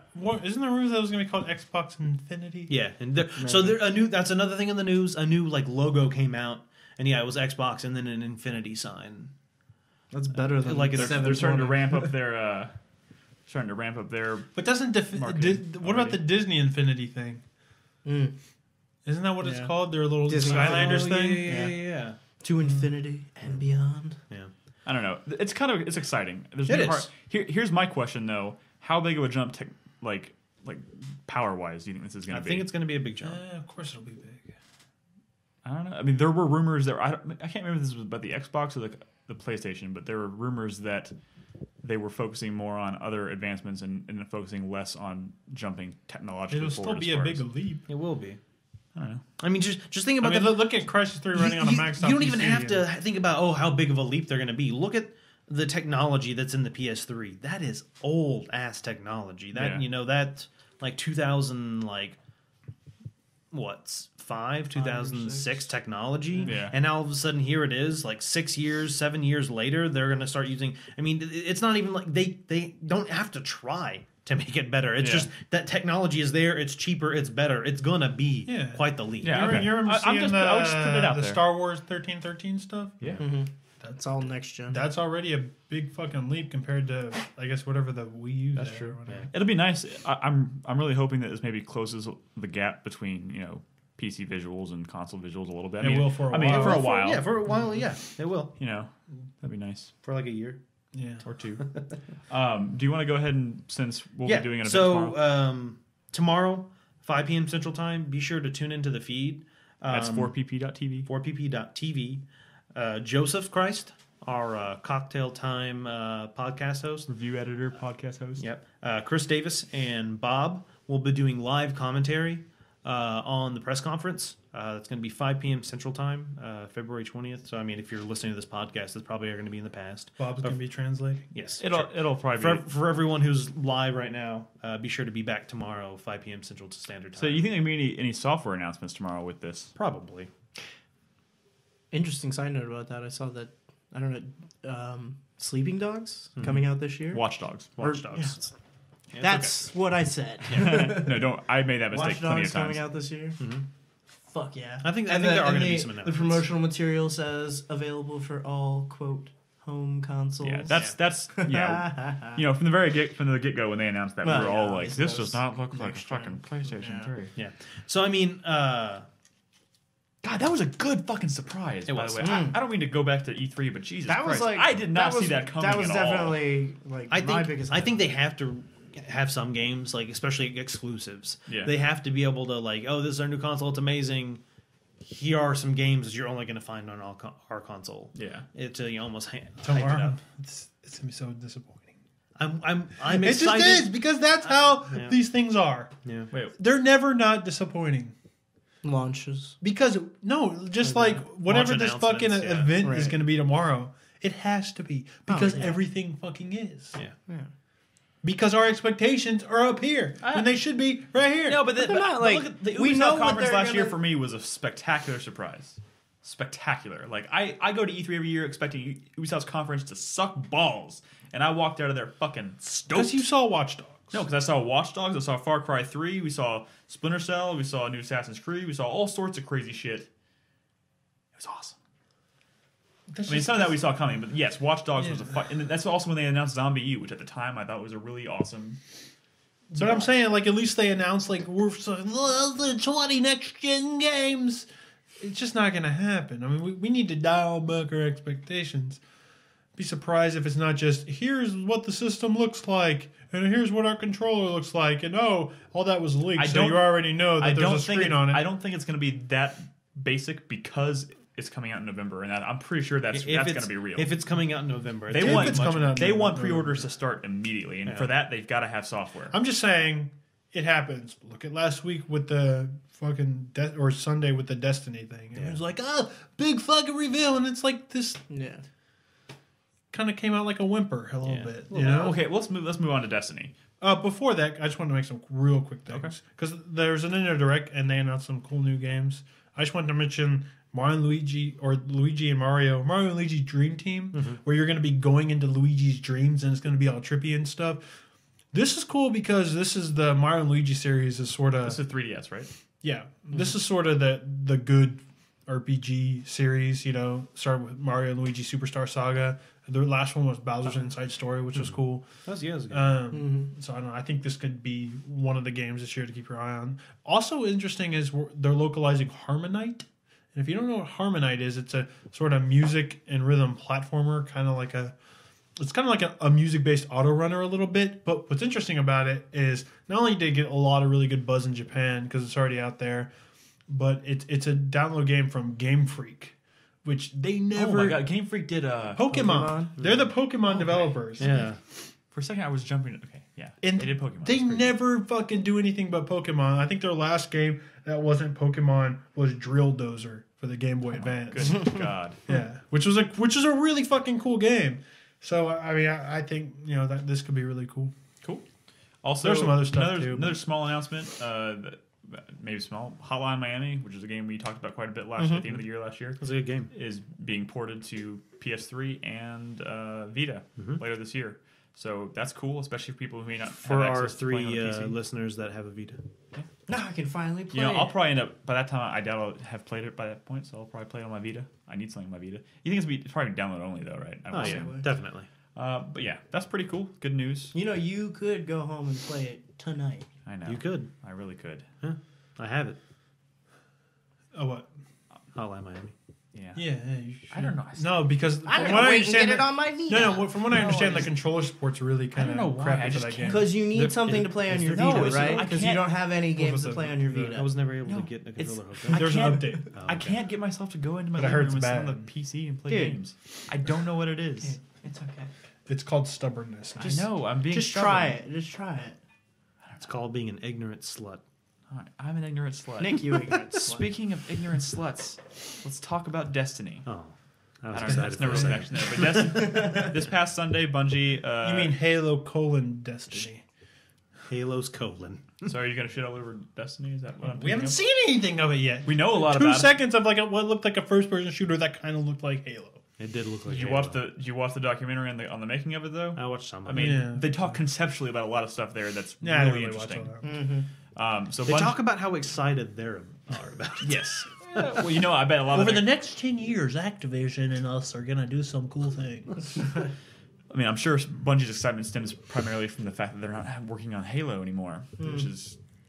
I honestly, you're right. I didn't read any of these details. So sell me on So Nick, share the density. deets. The deets. So on Sunday, Bungie announced with Activision their Destiny, which is their 10-year-long project. It's going to span many different consoles, many different sequels. Obviously, we'll get plenty of Destiny games in the coming future. It looks like it has a lot in common thematically with Halo. I mean, it's a science fiction shooter, whatnot. It looks very kind of Halo-y. There's a big giant planet or moon hovering above. Okay. Did they But, say anything about you space know- combat? No. No, but Bungie. they did mention outside of the fact that you customize your character in the game, so it has a lot in common with an MMO. It's a. They're being very adamant about the fact that this is not an MMO, but it's going to share a lot in common with how you may play an MMO. But it also has a lot in common with the way Journey plays, like multiplayer wise. It's supposed to be very seamless, and the things that players do in their worlds will affect the world, and those changes and effects that they have in their world will appear in other. because it requires a constant internet connection. Right. So Does it require a constant subscription? no, there's no subscription. Okay. It's free to play. There's no subscription. It's not free to play, you gotta buy it. Yeah, you gotta buy it. But it does have that constant internet connection, so that the changes, the effects that you have on the world, that be they physical or economical, political, any of that kind of stuff, will permeate throughout other players' games. Without anything loading in, it just kind of happened. Like the world changes and it naturally progresses as you play, which is conceptually really fucking cool. I don't know how well it's going to be pulled off. I don't know how well the drop in, drop out kind of gameplay is going to go, because there is co-op play. And So if you sell a Stone of Jordan in your game, can it affect everyone on your server's world? I don't know what Stone Jordan is. Never mind. But the idea is there that the content of the game is not all dictated by Bungie. Yeah. Like, the players will affect the world, and that will permeate everybody else's world in a very seamless manner, which conceptually sounds really sounds awesome. good. Yeah. There's a social aspect to it, which, you know, I've never been super into, but you have the ability to like create groups. Like, there'll be an app that goes on like your iPhone or Android or whatever that you can use to coordinate with their players and keep tabs with them and check on stats and stuff in your game while you're on the go, which I think is kind of cool if you use it effectively. But I don't know. It looks very Halo-y. It does. It looks like it has so much. But that's not necessarily a bad thing. okay, Trust me. That Well, universe, run the concept art was you a know- lot better than the stupid Halo, A lot of that's going to be the fact that Character it is designs. a sci-fi first-person shooter. Yes. Any sci-fi first-person shooter is going to bear some resemblance to I know. Halo. And the fact that it's made by Bungie, you're looking for the similarities in Halo. It's not Halo. that is Also, I will say, don't take that as a negative. the Master Chief and a lot of the character designs and stuff from Halo look like a baby game. they look kind of stupid. Like that fucking armor. What, are you talking it's like like- a fucking cartoon. What is this shit? Like It's the silly. like the But like the fucking the character designs and the art assets from this new game look rad. They do. Halo never really looked rad. I disagree with that. I disagree with that to a degree. They looked rad to like a rad. 13-year-old. Hey, I'm 26. Which maybe y'all were 13 when Halo came Let out. me think about this. 26 And a So- half. And when did Halo come out? Oh, dude, I would have been about 13 when Halo came out. I'm just saying. This stuff looks a little less 13-year-old. I know Yeah. it definitely looks like the More tone mature. is different. The like the little details they let slide about the story seem kind of interesting. It's like the human race has kind of been wiped out by this alien race, but what's left of the human race lives in this city that hangs directly underneath this giant moon. This Traveler. alien moon they call the Traveler. Traveler, and they don't know why it's there. All they know is that it's there and it protects them. That shit looked cool. That looks cool. And they kind of have it stylized in this interesting way too. Like your character is supposed to be like they're not just like a soldier or something. They're kind of like a like this like futuristic like knight kind Yeah. of thing that is I thought in charge you of, were like protection yeah, of the you're realm. a soldier that protects that area, and people Yeah. have just started like venturing out away from the Traveler Yeah, and trying to going regrow back the out. And population. it's not just on Earth too. It's also like out into the solar system. Yeah. Yes. Like humanity has colonized other planets. Some great catastrophe. so here's Brad. Hold on, real quick. Before I am Brad. we haven't said anything really about the game. From what we know, people just some race, Something I don't know, destroyed almost the entire population. But the Traveler, this giant orb, Moon looking thousands of miles in diameter, showed up and somehow saved everybody. And they essentially started colonizing a city below it. I don't know why you would do that, because sunlight would be bad if it's Yeah. dark under it. But anyway, besides that, orbital attacks. Maybe it glows. besides that, people have started venturing out away from the Traveler, the orb, the moon, whatever you Yeah. want to call it, taint, and they started to find creatures they didn't know about, Other and, alien races, races, and they're kind of very violent, and that's kind of like what's going on in the game right now. Yeah. Yeah. So I mean that's all pretty cool. To kind of respond to your thing about Brad, you had mentioned did they say anything about space combat, which they haven't yet. Wouldn't be surprised if it's there, but they did mention that you do like hop on ships and go to other parts of the galaxy, so you can traverse the galaxy and go to different planets. Like seamlessly? Don't know. See, if that shit's in there, like, I'm on the fucking ground, I get in my fucking X-Wing, I fly up into space and land on a fucking spaceship and start fighting on there. That would be kind of amazing. That's what I want. Yeah. Just make that game. I don't care about all this other bullshit. I don't care if it's like Halo. If Halo did that, I'd like Halo more. But it didn't, so do that now. The thing is, it's most certainly going to be I mean, I would imagine, maybe not for the first game, but I would imagine this is going to be a game that's going to be How about put just do on these that new and Planet consoles. Side 2? This is probably going to be a game that will be available on. I mean, they have confirmed this is available for PS3 and Xbox 360. We know that.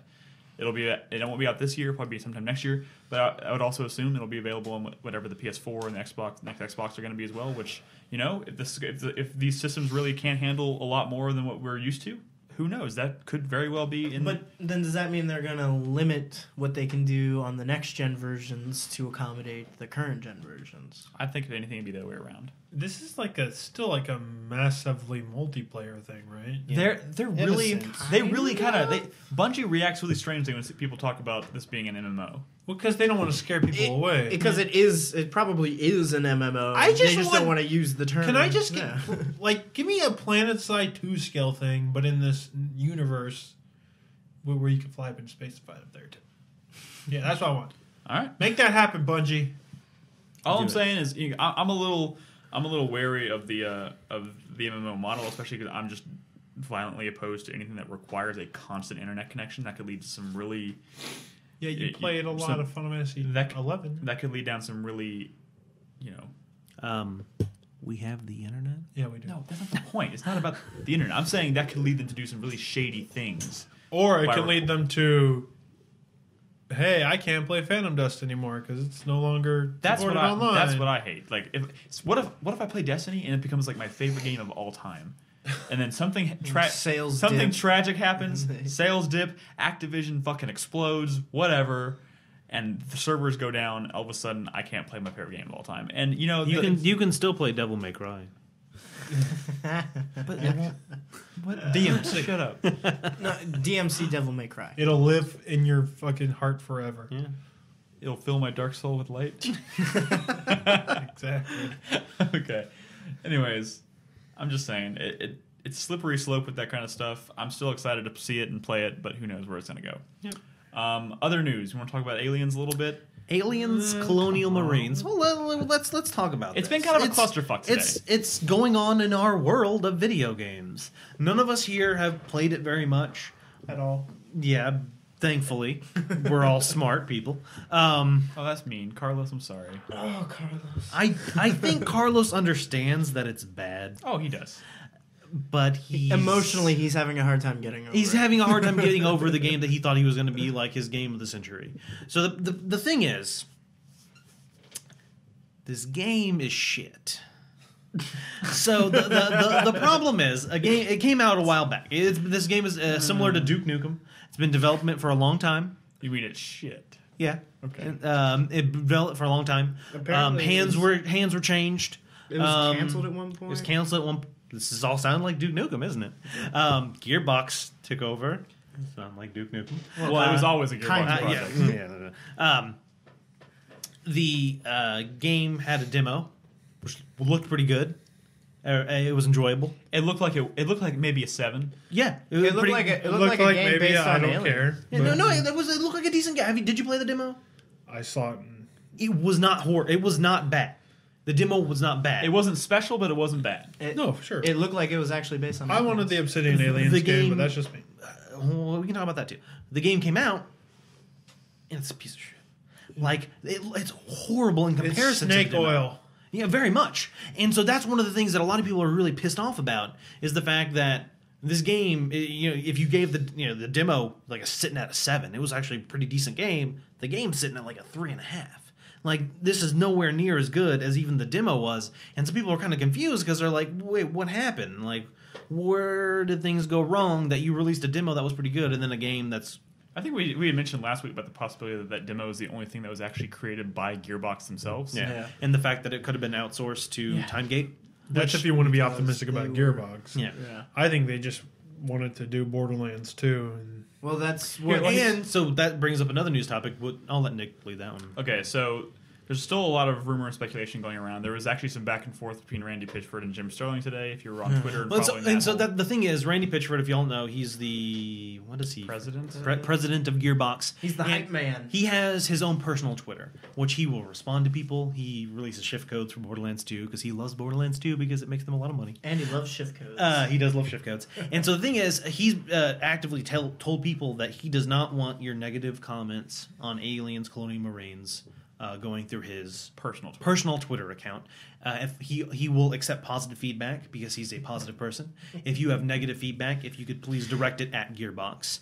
I understand where he's reasonable request. I understand where he's coming from because this is not his I am Randy Pitchford of Gearbox. His Twitter handle is not even Randy Pitchford. It's like Duval something. Whatever. It's him. People know it's him, and this is fucking horseshit. Hold on. I Calm understand. down. I understand. And if you recall, I gave Randy Pitchford a lot of shit when Duke Nukem came out. I gave him a lot of shit. But I understand where he's coming from because this is his job. His job is not to say, this game sucks. It's to say, this is our new game. Play it. Aliens. Okay, but if you know that you put out a fucking turd, which he does, He does. He knows he put out a turd. Don't go completely fucking silent and don't mention anything about the fact that he put out a turd until someone says the game is cool, and he's like, yeah, it's cool, it's cool. Hold on. That's Yes. bullshit. So, That's lying. It's lying by omission. Which is a lie. Hold Okay, on. Hold on. Can I take over for a second? No, real quick. Yes, he did go silent for a while. His Twitter account was really silent. He would tweet some Borderlands stuff. And the thing is, if you read his tweets, you can tell he's not happy. You can tell. Like, the way he's saying it, somebody was, like, kind of asking him, oh, what about blah, blah, blah? He's like, I can't discuss that on Twitter. You can tell that, I don't want to say, Sega has them by the balls, but, I mean, they don't want to, lose their rapport, and so he They can't don't just give a shit about Sega at this point. They- They got Borderlands. They didn't want to fucking work on this game in the first place once they found out that Borderlands was a big success. So let's let Nick go with That that. leads us to the other thing. So, during all this back and forth today, some information came forward from an anonymous source who apparently worked on the game, talking about some shady dealings going on between Gearbox and Sega working on the game back when it was originally canceled, and Particularly on Gearbox's end. particularly on Gearbox's end when they started to work on Borderlands 1 before they even redesigned the art style for Borderlands 1. And a lot of this involved shifting people from working on Aliens, moving them over to work on Borderlands, and not telling Sega that they're shifting assets from one project to another. So Sega is still paying them money to make Aliens, and they're still collecting said money with less people actually working on the project. So there is some lying going on between Gearbox and Sega. It kind of seems like it's not, no one knows, but it kind of seems like they were taking Sega's money and maybe putting it into Borderlands. That's exactly what.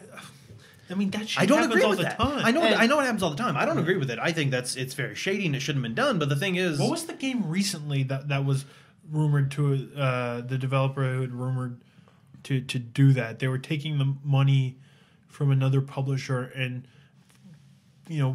spending all their time focusing on another game they were Can developing. you give me a hint? yeah, this is It was not fairly recent, and that game ended up being garbage that came out What Duke came Nukem. What came out recently that was garbage? a lot. in Besides the Aliens? past year or two. Oh, that narrows it down. Yeah. Was it Hitman?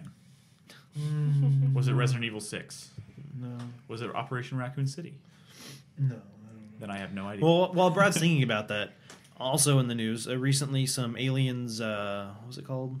Silicon Knights. There's that whole like shit that came out from where they were just taking that money from Activision that they were supposed to be putting onto that X-Men game. Yeah. And they were like, Shoveling Oh, it to X-Men humans. Destiny. and they were spending all their time and money working on like their new stuff, and that's why X-Men Destiny came out as just a piece of shovelware, piece of shit. Yeah. Thanks, RoboCrip, for reminding me. What was that? The canceled Obsidian Aliens game called Aliens. All I know is that it was Aliens RPG. Yeah, whatever. I don't think I even had an Obsidian title yet. is a good developer. So hold on, have you seen? So while not too long ago, they released some art assets, essentially some some gifs of aliens, or there was like a video and some aliens characters running a bunch of different aliens, different models. And there's recently they came out with like a 13-minute video of gameplay from their canceled game, and it looked so fucking good. Oh my god! Like that's what makes it hurt so much more. It is the was fact- going to be massive. maybe you know what? Maybe this is an opportunity for like who owns or who publishes the games for Obsidian. Who was it Sega publishing that one too? I'm assuming. I don't remember. No, Sega owns the Aliens game license. Yeah. Maybe this is whoever was going to publish that game. Maybe this is an opportunity to swoop in and say Gearbox fucked up. Oh man, I think it's that's what too they late. fucking said about Rebellion, man. They've been driving this license into the ground, and it's going to come out to the point where people no longer trust a game with aliens in the hold title. on, the thing that's Rebellion. The thing is, Rebellion didn't butcher the Aliens franchise. Yeah, no, they didn't. It just wasn't anything super special, but it was still a legitimate There was never one point in that game when I was playing I was like, this is egregiously bad. It was just nothing special. So another weird thing with this whole Aliens thing is, it's the top selling game in the UK right now. They're probably going to do pretty well this month too. Another couple of weird things, and this kind of goes into some more depth of weird things in the industry. I don't remember there's some British magazine, they give it 4 out of 5 stars. EGM came out, and they were one of the first reviews of the game, and they give it a 9 out of 10. Yeah, and which they have since. And so a lot of people complained because it came a 9 out of 10 was like the first score, and then all of a sudden all these like 3s, 4s, 30s, 40s, whatever, horrible scores. And the president of EGM has come out and he in this long ass statement, like 1,000-word statement, defending it, like saying, "Oh no, that's what we think it deserves," even though They can't openly back down from that score because then it just they can't. Because then their integrity. I listen to their. I listen to the EGM EGM podcast sometimes, and I listened to the most recent episode today where the guy who reviewed it was actually on talking about the game, and the other people in the magazine Was he were still defending praising it? Yeah. No, I mean he went into his little spiel as to why he liked it, and he doesn't seem like a completely fucking irrational person. Was it, No, I I mean, and did he have reasonable points to make, or was it still just kind of Sort of. way I off mean, the it was mark? just not really. I mean, it wasn't like a great defense of the game considering based on what I've seen so far. But I mean, are we saying there might have been like a big exclusive deal that they made with Sega or something? And so that's the thing. So I was talking to Nick earlier. Ben Kachira, how do you pronounce his last you name? pull the reviews. What Joseph is talking about in chat is like insane. Oh, hold on. Ben Kachira, is that how you pronounce Maybe his last someone name? should pull your review of Comic Jumper because that game was rad, bitch. Brad, do you know if that's how you pronounce That's his it. We're last pulling Joseph's review. name? I'm asking you a question. Sorry. From Penny Arcade, Ben Kachira, is that how you pronounce his last name? Ben Kuchera, yeah. Kachira? Yeah. I don't- Anyway, I've been following him a lot lately, and he said if you don't know him, Penny Arcade Report or something like that, their website. He has some really interesting opinions, and he was talking about embargoes on video games and video game reviews, and a publisher, here's an early review copy. You can post your review 2 days before the game but it wasn't comes out that early. if you give it like an 80. Yeah. If you don't, then you have to wait until this time. But the review wasn't early. There was an embargo. They all had it once. I know, and they all had it at once. The thing and- is, I don't think those dealings are usually like, hey, review this good and we'll let you do it early. It's more like if you review it good, then you can. Yeah, release but it then early. he goes into depth about personal actual accounts with people saying, "Oh, here's your game. You can review it, and it comes out this date." And then like a phone call, so there's no written documentation of this saying, "Hey, if you give it this score, blah blah blah blah blah." Just go ahead And so then they come out and they're like, "Oh, well, they said that," and they're like, "We technically never said that." Yeah, there's no And- paper trail. Yeah, there's no and so, I official mean, channel. There's a lot of shady dealings, and it sucks that that's kind of going on right now in our industry when a lot of things are a lot of those kind of things matters. Those early reviews really help certain games. If that EGM review had came out 2 days before that game came out, and everyone thought it deserved a 9, how many more people do you think would have bought it had they not? This is a hypothetical, Brad. I'm saying, if it got a 9, everyone thinking it's a great game, like in the UK where everyone is currently buying it.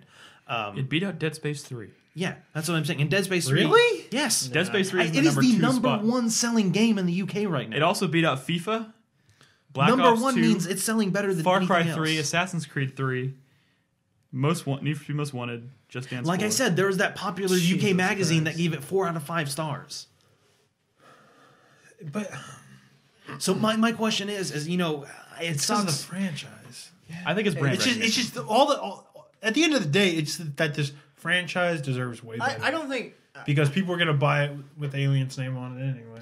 I don't think it's proof positive that there's something shady going on. No, but I think I'm it not saying it definitely- is. But yeah, but you're I'm- right. I'm It saying- definitely I'm saying it could be, and it does go on. it raises a lot of questions as to Well, that's how like- often that's this is like- actually Do you happening. remember? That we don't notice it. There was a huge controversy when PC Gamer released their review of Hitman, and Mm-hmm. it was shit. And everybody's like, "Don't worry, 63 or whatever. That's not. It's just them. That guy has that against this Right, game." right. And then all these positive reviews started coming out, and then the game came out, and that 63 was right. And then Like the he's game just was like- shit. Told you. Yeah, and so I mean, it sucks because the thing is, people reviewing the game, they don't like giving bad scores because that means the publisher. I don't say they want to hold a grudge, but they could. You know, maybe they're not in the back of their mind though, like, oh, those guys gave us a bad review. Why am I going to give them a review copy of this game early? I want them to, you know, kind of tote our game, say it's good, so we get sales, they get page views because they're going to,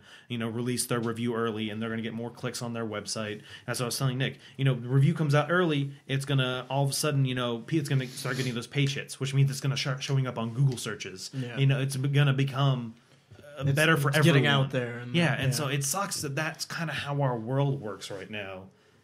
But what are you going to do about it? I mean, by the way, Aliens vs Predator is sitting at a 66% on That's not on what? That's not an awful the score. last one that came out. Oh, Alien vs Predator. Okay, That's I'm not sorry. an awful score.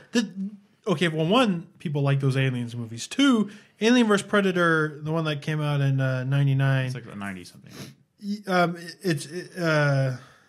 And Alien vs Predator 2 is sitting at about 85% on game rankings. Those are like very well reviewed games. Yeah, and I mean, here's the people thing. expect to a Go lot play. more I out of mean, the you don't series. have to. Play And it. Aliens Colonial Marines is sitting at a 44. You know, here's the thing. You know, I'll even go do this 43. week. I'll go do it this week. I'll even do it on the feed if you want me to. I will go back and I will pop that game in and play the Colonial Marines. You should go back and play the one that's on Steam because I know that's different. That I'm game just saying, will make you fucking scared of xenomorphs, man. I know. I get that. That's totally cool. I'm just saying. I will go back. I will pop in the Colonial Marines campaign from the most recent Alien vs Predator game, and I will play that, and you will instantly see how that How much better of a experience game it is. is superior to this one that we just got from Gearbox. That's not hard though. But like the thing I'm saying is it's not that, you know, the gameplay is kind of poopy. There's so much more. There's a video out there of people fucking broken. comparing the demo to the game, and just lighting is better in the demo. Like, why did they No, consciously? when we saw it at E3 for the first time and they were demoing it behind closed doors, they were talking about how they had this advanced lighting system that they were implementing specifically for this game. And you know Not what? It in looked there. good in the game that came Well, out. first of all, It's shit. It's not a fucking crime for a game to you know, dial it back, but by the no, time no, I you understand, know yeah. release, I mean that shit happens all the time. That a demo looks different than a final release. And I'm fine with that. But I'm saying is they dialed Also, it. I think these reviews wouldn't have been as bad as they were if it wasn't for, you know, expectations, Gearbox themselves, people sort of not liking them with the whole like Duke Nukem thing. You know, I mean, I think they honestly would have been more in line with, you know, the 66 that the last AVP was at. But the thing I mean, was, do you the whole really think Duke that's Nukem like thing a is- far worse? I mean, sure, that game might have been, I guess, I would gladly less play. buggy, but I mean, I was sitting there watching, you know, the guys playing on the feed, like Carlos playing on the feed. He was playing co-op, and that game was busted. Like, it was busted. It had some bugs. It had some nasty bugs, but it's not like, it didn't look like fucking, you know, like Duke, well... It didn't look like Duke Nukem. So the funny you know, thing I is, mean, it was like there was the part where they couldn't move, and I don't mean to be rude to this person, but there was maybe someone, it would look just like fun. there was someone in our co-op. community, and they're like, "Why is everybody pooping on like? Is there with the new Alien Colonial Marines getting bad reviews in Gearbox? Why is everybody pooping on Duke Nukem? That was a good game." No, Face. That's all hype.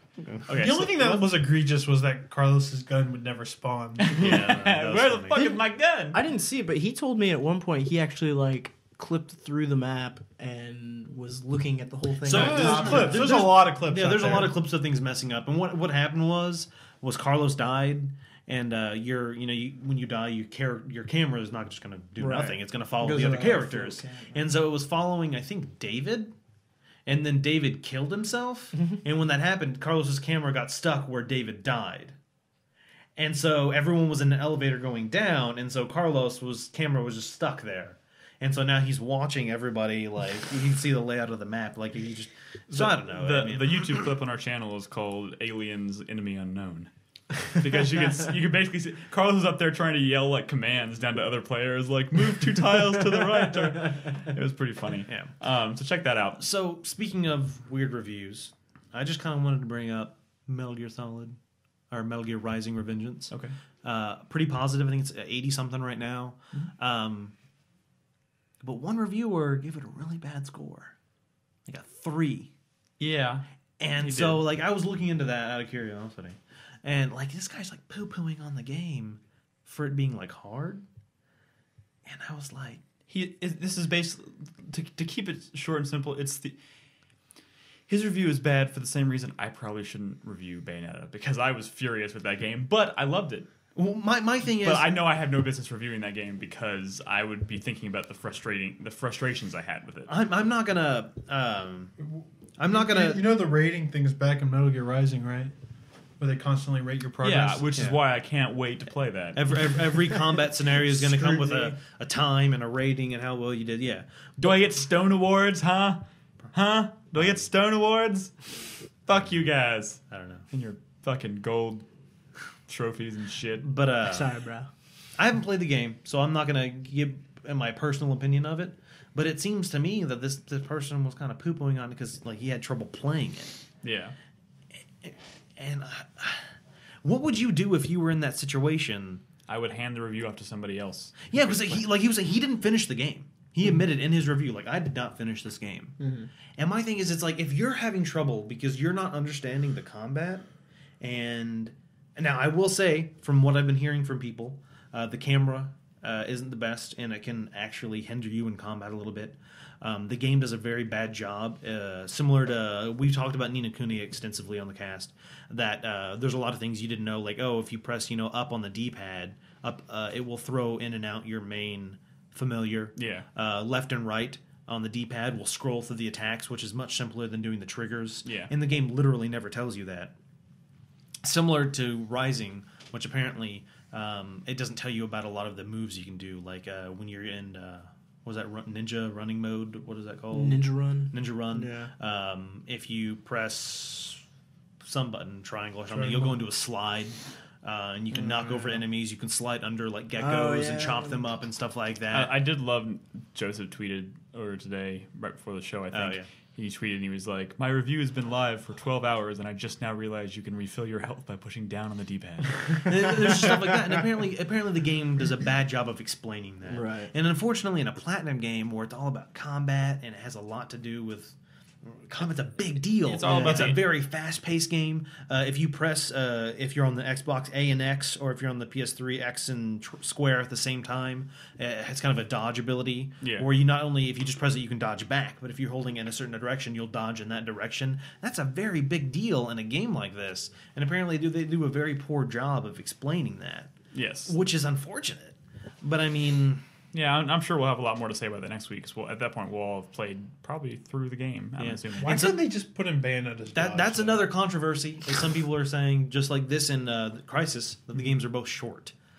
Some people have been saying 6 hours, something like that. There's been plenty of games out this generation that are that length. I don't find. That and egregious. Rising is not 6 hours. Well, that Joseph on his review in the chat section, I think he said 7 He said hours. six. Did he actually? I don't know time if that was. himself? I don't know if that was like his final Joseph play in chat. time that Joseph. they showed on screen, or if Yeah, Joseph's in chat over at 4pp.tv. The cool thing about doing the show live is I can ask Joseph a question right now.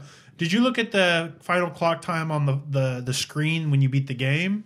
Or did you actually clock how much time you spent sitting down and playing the game? Because those are very different times. I think we should all time ourselves if we can remember to, I will. with like a stopwatch and stuff. Or just like a Raptor, because Raptor keeps Or Raptor's pretty accurate. Or we can just do it easy and have a Raptor account, which I already do. Okay, so 7 hours. you're not answering the question, He didn't Joseph. answer the question. Joseph, you're horrible at answering questions. Anyways, Also, his Comic Jumper review has been changed to a 9. he said his save file. His save file. Yeah, said his he finished save it in file, 7 that's hours. nothing. He's probably that's what I don't understand. People sit down, play a game for 12 hours, it tells them they've been playing for 7, and they think that they've been playing for 7. Yeah. here's the thing: if those 7 hours are fucking amazing, I'm happy. I mean,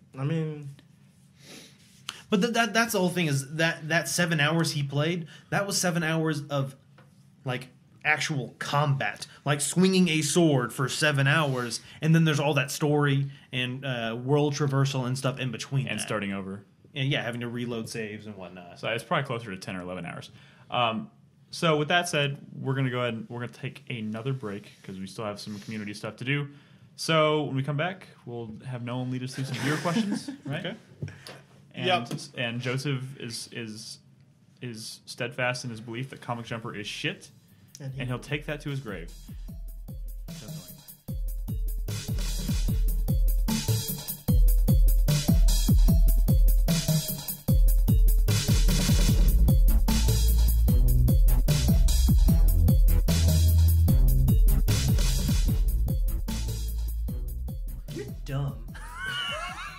The game is the best. Nick, you ignorant slut. The game is the best. Let's start talking Don't about. get me wrong. I'm enjoying it. Oh, yeah. No, never mind. We'll talk about that later. The game is the best. Can we talk about video games again? We can. And can Nolan lead us into the community segment of this week's podcast? I can. Oh my goodness.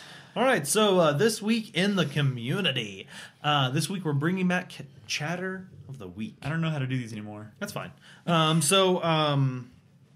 start with viewer questions. We'll start nice and simple. Get a little conversation going. Gently ease into community. Just Slide it warm up the right mood a little bit. All right. Slide it in. So just the light. Sean from LA, Lord Moom in chat, says, a few years ago I asked you guys if the game industry would be brave enough to and mature enough to handle a subject such as the Holocaust in a game, like making the game take notes from something like Schindler's List or Diary of Anne Frank. Your group response was that we probably would not see that kind of game in a very long time. With the success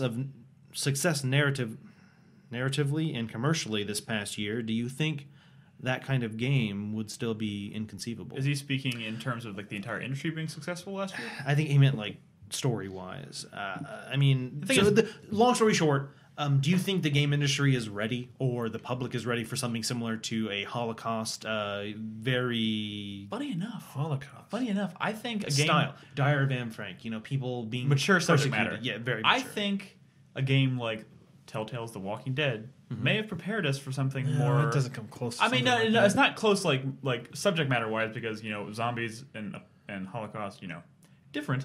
But you got to be honest, like the themes they dealt with in The Walking Dead were so different and so emotional. Okay, maybe not entirely different. You know what I mean? There's a group of people who are mercilessly trying to pursue and kill another group of people, essentially trapping them in areas and not allowing them to leave. And if they leave, they get killed. And so the people stay in these areas, and their lack of food. No, I'm just trying to. Okay, It's a stretch. wow, that's pretty good. Nazi zombies. But here's the thing: like people really latched onto The Walking Dead and the emotional connection I got with them. Think back to The Walking Dead. How many times was like the fact that as zombies weren't like the star of that show? Not at all. Of that game. That I didn't like. It was like, oh, I can't wait to see the next zombie. I was focused on the characters, the interactions, and how they were going to survive. Yep. And if that can be translated to something like the Holocaust or something as similar as mature, a very mature story. People. some kind of persecution. I don't know, trying to escape. What did he say? Spec Ops. Spec Ops: The Line. I mean, yeah, that's the game that. So my opinion is, gamers are ready. Not children, but gamers are ready. I don't think society is ready, though. I mean, especially with all this stuff that's going on with shooters, the whole Aaron Burnett and David Scott Jaffe thing. Clearly, non-gamers don't understand video games. We want. Well, it's not, I don't think it's our job. Hold to on. tailor to Hold them. on. Like Adam Sessler had really good points of back in the day when the theater first arose, everyone blamed that on everything bad that was going on, and then movies. Oh, movies are. God, always turning- Adam Sessler, what a man. He compared it all the way going back to opera. That's what I was When saying. The theater. not like cinemas. No, but that's what I said. yeah. The theater. I was sitting in my chair like, bravo, sir, bravo. The Rose Garden or whatever with Shakespeare. That they find something new that they don't quite understand, and when people are acting a way they don't agree with or they think is wrong, that's what they're going to blame it on. And unfortunately, right now, that's getting blamed on the video game industry, and it doesn't hurt. It doesn't help that people like Adam, what I don't even care what his name is. We're not going to mention it. Sessler. Sure. Said that the reason he shot all these people and the way he trained was by That playing was it. not Sessler. Oh, let's be I'm clear. sorry, That I was was- not Sessler. I was not paying attention. was Lanza. Yeah, good job. They were talking about So that's another thing. Hold on. I don't. The media, I don't want to say praises these people, but they give them so much coverage that people who are kind of mentally ill think, oh, that's a good way for me to leave a legacy. Is I can do this because I'm going to be on TV for hundreds of hours. And everyone's going to know my name. Name one of the children that died, Nick. You can't. But you were able to name the shooter. You're part of the problem. No, Nick is not. The media is, and that's what people like Adam Sessler Are we're trying talking to- about. Is the fact that the media is just blaming us because they don't understand, because they if you watch that interview with Erin Burnett, and she was talking to a psychologist, and the psychologist was like, video games don't cause violence. And she was like, well, from what we've heard, and she's just like arguing with this guy who clearly is much smarter than her, and she's trying to, Probably more informed is better word. That's the thing. She's giving him the, are you sure? She clearly I did. saw that, and that was terrible. She clearly did no research. In this game, Grand Theft Auto, you kill people and you get points. When you kill a hooker, the game gives you points. Well, that's not how the game works. First of all, there's no points. If money is the point. Well, so that's what I'm getting at. She clearly didn't. Ma'am, there's not a point system in Grand Theft Auto. It's money. It's just money. But that's my thing. And I do it for the sport, not the point. Bravo, excellent. So that's my thing is, all of us have been gaming our entire lives, for the most part. None of us, personally, in my opinion at least, are going to go out and kill anybody. Hopefully. Anytime He soon. does watch a lot of Dexter. He does. But that's I'm classier than you. Then clearly, TV shows are the problem, not video games, Brad. The Dexter show is too violent, and that is going to cause him to kill. People have done that to Dexter as well. But that's There's what I'm plenty of people that saying. have Is blamed that I show. don't think society is ready. ready for that, because I think if a game like that came out and then another mass shooting happened, and you looked on that shooter's gaming profile and he played that game for 50, 60 hours.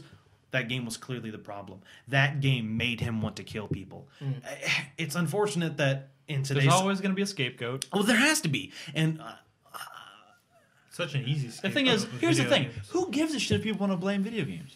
Who gives a shit? everyone. It's It not, causes problems for everyone, though. but it's not our job to tailor our creative expressions to these people who think we're But doing. the problem is it hurts the industry and it hurts people's opinions on gamers. That is why certain people think gamers are that maybe, not the scum of the industry. earth. Or if they pass a law that our industry can no longer be self-regulated. There's a lot of issues that can arise from this that cause problems, and it sucks because, like I said, it's just people are too ignorant. The thing is, I think we have so many staunch defenders of the industry at this point that would never happen. Think about Call of Duty Modern Warfare 2 when that came out, and there was the scene in the airport. No Russian. No Russian. When you had to shoot, well, you didn't have to, but you were able to be a terrorist and shoot people in an airport, and people freaked out about that. And that was 30, 45 second section of a game. Think if a whole game had to do with the Holocaust, I think it also depends on what side of the Holocaust you're on Yes. in that game. I gotta say know though, what a I lot of mean? people are like, "Well, this isn't going to be a problem in the future because all us kids that grew up with video games are eventually going to be the ones taking office, and we're going to understand them." But then you hear somebody like Warren Spector come out and say, "Games shouldn't have guns in them anymore." The guy who created Deus Ex. so Who's going to come out and say, games shouldn't have guns anymore? I just have this feeling that it doesn't matter that we grew up with them. Fucking when people turn old, all of a sudden they're like, video games are the devil. do you really think that? The thing I think that the assumption that Do you think it's going to be as harsh as it is now? Do you think it's going to be as? I think there's always going to be those people. there's definitely. always that debate is always going to happen. It's It like is. you were saying earlier. We've got to wait for the next new media to come out to take all this heat. And then once video games have been around for a while and they become more respected, like a more classic Well, type. is it- Think I don't about know.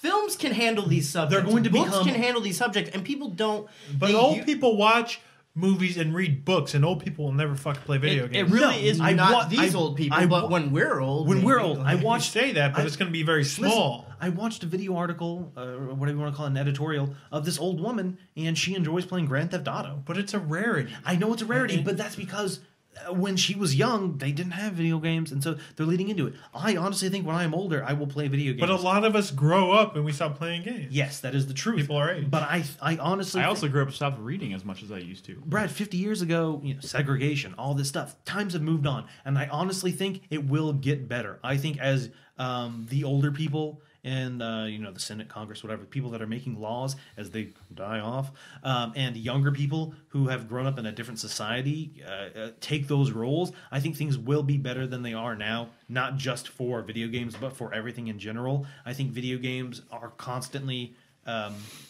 in the eyes of the general public, becoming more of a form of art in a sense, and I think that will be better widely as time accepted. goes on. Yeah, they're more widely accepted. yeah. Gamers aren't necessarily that guy that lives in his mom's basement and he's a nerd and all that stuff anymore. Gamers are, respectable people. Look at like someone like Will Wheaton. He's an avid gamer. There are people out there who, play games and they don't have to be that stereotype anymore. Okay, so Yeah. Well, I look at agree. Ebert, who you were saying the things about film weren't accepted. He was fighting for that back in the day, and then he goes around and like talks shit about video games, and we're in the same fight. Yeah, it's horse shit. It is. That is like the point. The fight is never going to go Okay. away. It's going to be a different defendant. Like, so we still have other viewer Right questions. now. I think the important thing to note here is that Answering. What? So our answer is Phantom Dust. So, thank you, Lord Moon. That was a good question. Taylor from San Diego, Zarls in chat. Laurel. I love games that let you make choices on how to progress certain story elements, mainly RPGs like Mass Effect and Dragon Age, and also Walking Dead has some of those elements. Even if it's just an illusion of control and the story ends up in the same place in the end, it's Walking Dead. still a nice touch and I enjoy it. However, as much as I want to do second playthroughs, sometimes I have a hard time making different choices, mainly ones that affect characters That I've happens already to me all gone the fucking attached. For example, I don't think I could ever do a Mass Effect playthrough where I screw over Rex and in so many other opportunities they give you to do so. So, do you ever have trouble doing a second playthrough of a game? I will never save Duck. And making a different choice from your first. Hey, mainly ones that have affected characters' relationships or whether Here's they the live thing. or die. I don't think this just applies to story. I think with story, it's fine to make the same choices. Where it fucks me up is when I'm making the same gameplay decisions on subsequent playthroughs. Yeah. Like I'll start a new session on Final Fantasy Tactics, like I've tended to do over the years since it's come out, and I'm like, oh, I'm gonna do something completely different now. I'm gonna just focus on like this crazy class I never used before, and nope, I ended up making the exact same fucking decisions I did last time because that first time I played it, I thought I was making the perfect decisions. Yeah. So why would I deviate from that? Same thing on like subsequent playthroughs of like XCOM. I'm gonna do the same shit because I figured it out the first time. It's so hard to deviate from that. I think a lot of us have that problem. It's how I'm playing Fire Emblem. I've always felt that same way, especially about like story issues, like with Mass Effect. I've started 2, maybe 3 Commander Shepards, and there's a little bit of variation. I tried new things, but it was mostly like different classes. The actual like story based decisions, I don't change that and much. that's one of the things he because was I saying made is in regards to characters, It's not love about- interest, stuff like that. It's not about like getting more out of the game. It's about And they enjoying the experience. There was my Commander Shepard, my story in Mass Effect. This is the choices I made. This is how I felt. When I go back and I face these same Renegade and Paragon options again, I make the same choice because that's how you I feel. stick by Yeah, it. yeah. Yeah, and I don't think there's anything wrong with that. I don't think that's a bad thing. That's- I think we should become more accustomed to playing through some of these games and then just Leaving it be. leaving it be. That's the reason I will never go back and play Heavy Rain. As much as I actually enjoyed the experience of playing Heavy Rain, I do not want to alter the experience I had and the memory I had. of that game. that's a good example. I will always cut Walking my Dead. finger off in that game. I will never drink the poison. You didn't. I drank the I did poison. not drink the poison. But anyway, I drank it to save my son. Are you a What's psych? Nick's an What's asshole. wrong? You with have no guarantee of saving that kid if you. It doesn't matter. But given the choice, you would do it to To save your child. son. No, To save Jason. We had this discussion when this game actually came out.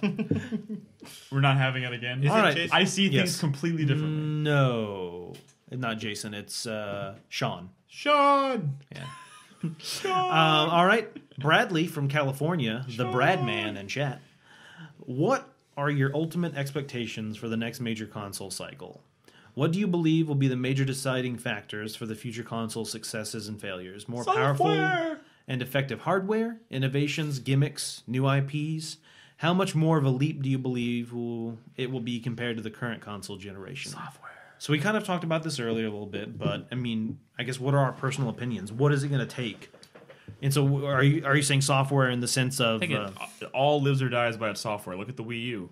That thing tried some new shit, and it still could, take off if they fucking put the software out to support it. So do you think it could be just, general IPs that stretch across all the consoles, or do you think? Are we talking about for us personally, or for what do you think? Just No, our personal I think every more so this generation than this current one, or this next generation than this current one. I think they need to focus on creating IP that really separates the competitors, because there will always be exclusives. Yeah, there will always be multi-platform. And So so look at Microsoft's fucking shit lineup for selection of this IP, year.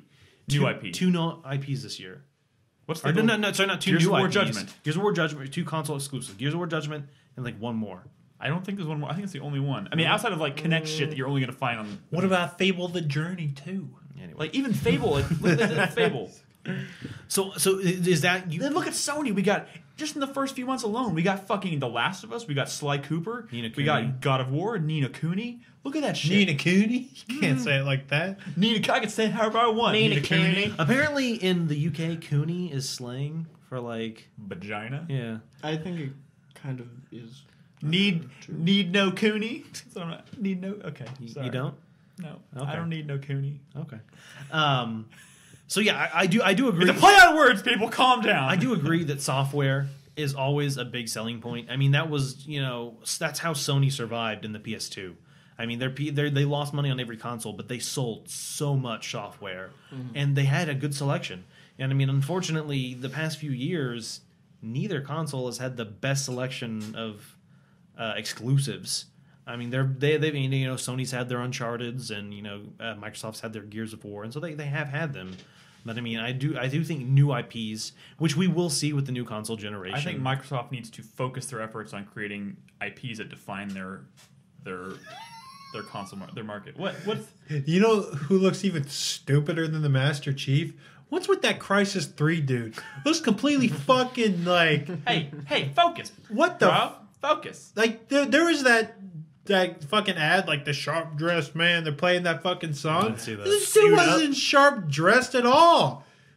Looks like a You don't need to yell. 12-year-old wet dream. Right in front of you. There were some harsh angles. Oh my god. I think Sharp. He mentioned gimmicks and stuff, and honestly, I don't think gimmicks. The problem is, I think they can be good. I think Microsoft's new Illuma Room is an interesting idea. Did you not hear about it? I wrote an article about it. Did you see that?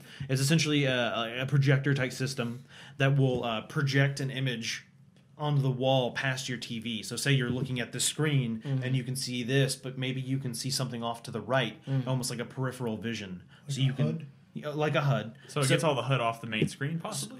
I wouldn't say that because it's not going to look. It's not going to be crisp. It's a projector. It can only do so much. Right. But I'm saying is those gimmicks are there, and they could Maybe the shitty red flashing that shows you're about to die. Yeah, it's something.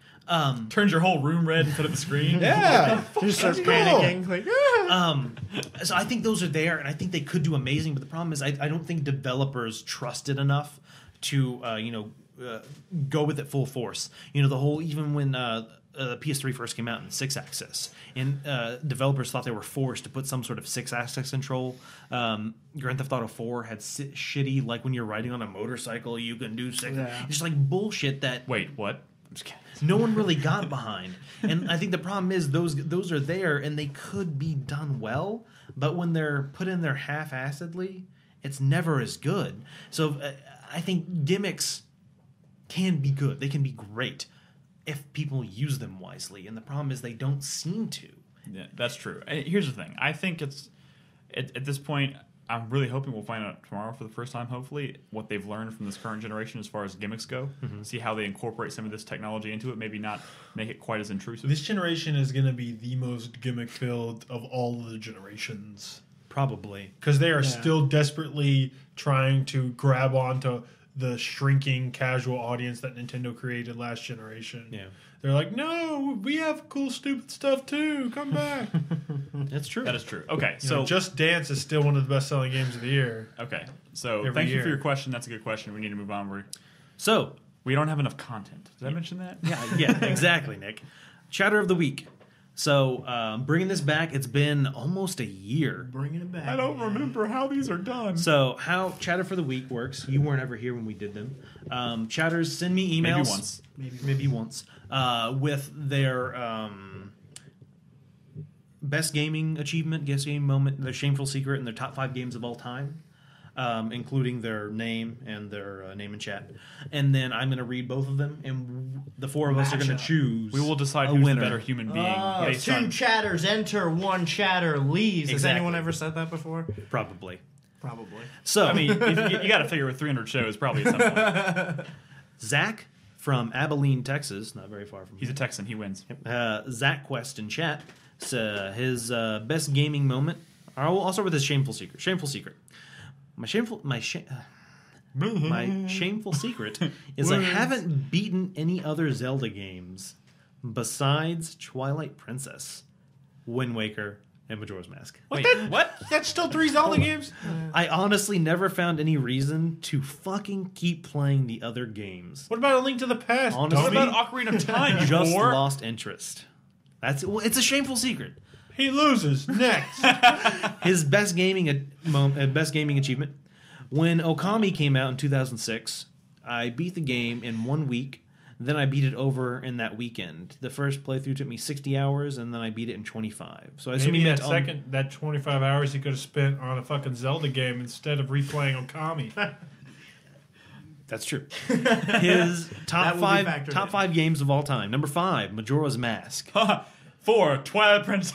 Number 4, Final Fantasy Tactics. Ooh. Number 3, Metal Gear Solid 3. Number 2, Bayonetta. And number 1, Okami. Okay. That's a good list. Okay. That's a pretty good I was list. really hoping for fucking Twilight Princess, Wind Waker, Zach Majora's Quest is Mask. in chat right now, and he is sad that we've been poo-pooing on him a little bit. Wait, where is he? What's his name? I- Oh, Zach there he Quest. is. I have not been poo-pooing anything. Sure. Okami is the best 3D Zelda. And our next chatter is Chad from San Jose, California. Hey, Chad. Ickgerp in chat. Ikagurp. He wins with that name. His shameful secret is, I would have to say my biggest gaming shame was purchasing Sonic and the Black Knight after trying to convince myself that Sonic wasn't dead. I love the 2D Sonics, and I tried to jump back into Sonic with the new Wii titles. I somehow made it through Sonic Unleashed, but I got halfway through Sonic and the Black Knight when I realized what I was doing with my life. I haven't gone back to Sonic since. Generations and colors couldn't draw me back to Sonic after the both damage those that were the Black okay. Knight did to my soul. I looked it up. Sonic Black Knight sitting at like a 40 or something. on No, I know, Metacritic. but colors and generations Those are were both supposed to be okay. Well, the- Generations got decent scores. The thing is, I mean, not his like- shame is the fact that he wanted Sonic to not die, so he played shitty Sonic games to the point where he now Yeah, that's can't what all play these Until- fucking until it shitty died in Sonic his brain. fans And do. yeah, That's what so all the Sonic his fans best do. gaming achievement. So I my still play Castlevania. yeah. So my PC is not the best when it comes to running video games, but nevertheless, when Portal 2 came out, I was determined to play the shit out of that game.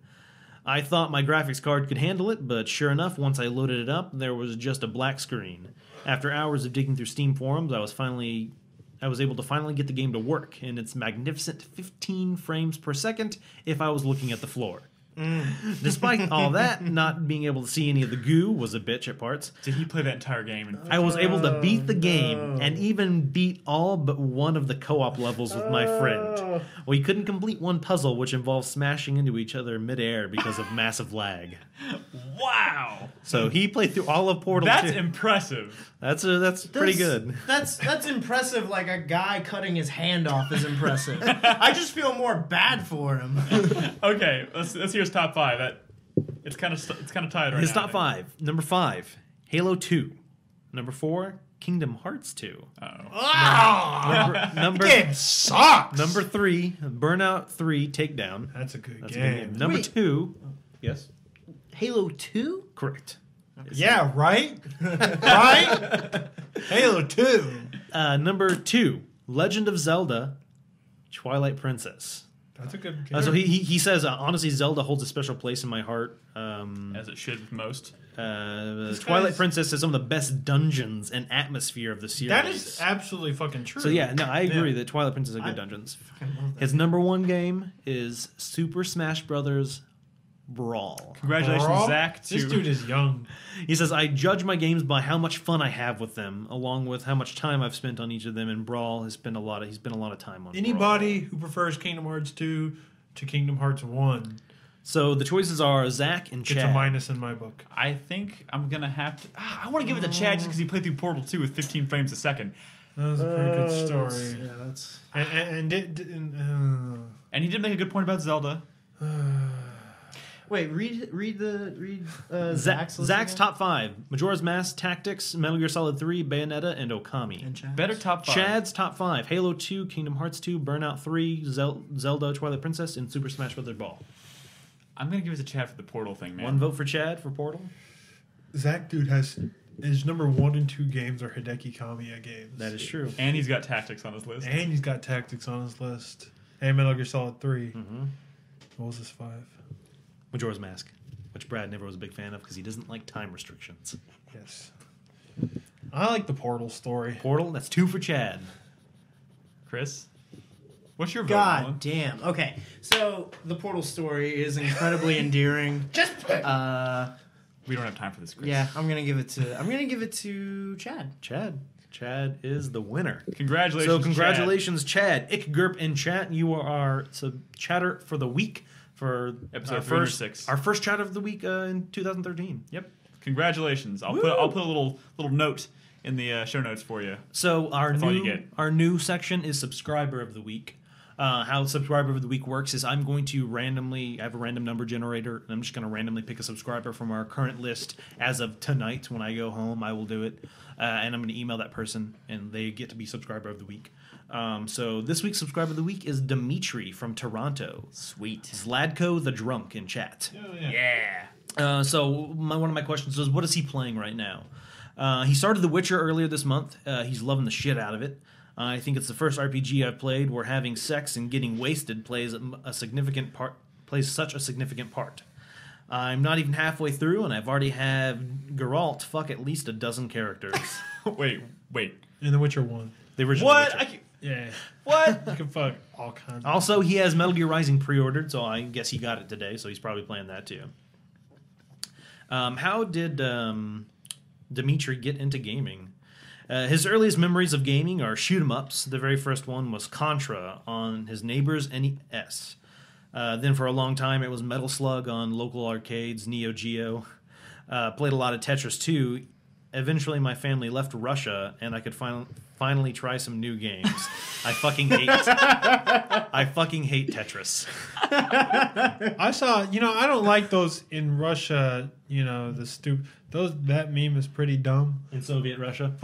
I saw a pretty funny one. With the What was meteor? With the meteor. Yeah. Soviet Russia Space Explores You. Is Pretty good. that the one? Yeah. His greatest gaming achievement? I don't think anything beats the time I was playing Morrowind and I found a dead mage outside of... I phrased that as his best gaming moment. His best moment in gaming. I was playing Morrowind and I found a dead mage outside of Seyda-Neen. Brad, you're the authority here. Wait, what are we talking about? Thomas Tactics? Morrowind. Morrowind. Goddamn, Brad. Seyda-Neen. I don't think you spelled that right. Anyway, sometimes I wake up sweating in the middle of the night, still thinking about the scrolls of Icarian Flight. Oh, God. Yeah, that's the one that will launch you up into the air and you pretty much die. It's like one of the first things you get when you leave the first little village. Because a dude falls out of the sky and dies. You hear him scream and die as he hits the ground. I guess that's what he was talking about. He found a dead mage, and Yeah. I guess that's how he got the scroll. I think you hear him scream. Anyway, so his top 5 games of all time: Thief 2, The Metal Age; Elder Scrolls 3, Morrowind; Stalker, Shadow of Chernobyl; Deus Ex; and Vampire the Masquerade Bloodlines. That's a pretty diverse list. Good list. Pretty good list. So that was Dimitri, Zladko the Drunk in He's chat. some really good Thank you, Zlatko, is our for subscriber of the week. Thank you, Zlatko, for subscribing and supporting us. We appreciate it. Awesome list. Yeah. Just another note, for the month of February, our subscriber of the month is Reborn Revolution. Has anyone started Damn, playing her game? I gotta play some. I have it. So I'll play some this week. She chose Crash Bandicoot Warped, the third Crash Bandicoot game. At the end of the month, we are going to be recording a podcast for her. She's going to be on it, talking about That's confirmed. that game. She's going to be on it. Yeah, probably. Oh, We don't know that. We're gonna try it again. She has to have a setup. She's often in chat. she's right there. Reborn. Reborn, are you going to be on the podcast at the end of the month? Yes, I will be on it. There you go. She'll be there. So maybe some of us should play her game. No, yeah. I totally plan on playing it. It's on PlayStation Network for $5.99. That's exactly why I plan on The thing playing is, Whoa, actually, $5.99. the thing is, like, I was asking her why she chose that game, and she was like, well, she really likes Metal Gear Solid, but she knew I was playing that all month, so she didn't choose it. No, that's why you choose it. That's why you No, choose but it. the To thing is- torture Nolan. No, I was already playing them. The thing is, that's why she didn't choose it, because she knew I was going to play through all of those games, so she chose something else that would make other people play those. That's cool. I haven't had an excuse to play It's like a win-win for her. a Crash game in a long time. But so. I'm going to download it, and I'm going to play it maybe this week if I... In fact, you know Metal what? Gear Rising. It's already Reborn, I will 19th. download it tonight when I get home. We only you have go. 2 more days. I'm All right. gonna play it while I'm playing Fire Emblem. At the same time. All right, so before we jump into the 4-player minute, which we will be quick and precise with this week because we're going long. I know. I just want to say But we don't have enough content, Nick. I know we don't have enough. We don't content. have enough content. There's a few announcements I want to make just real briefly. We are going to PAX this year, PAX East. We have at least 6 people going. I know that in March. So if we will be posting details about creating a meetup soon. So I hope to see a whole bunch of people there. I'm looking forward to that. We already talked about Reborn Revolution. We just mentioned her, so that's pretty cool. And we are not a porn site. That is true. That's all I got. Really? No, we are in fact not a porn site.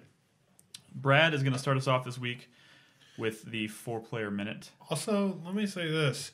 If you want more of us to go to E3 this year, you might want to make 4pp.tv Your homepage. or just make 4playernetwork.com your homepage just for the next couple months.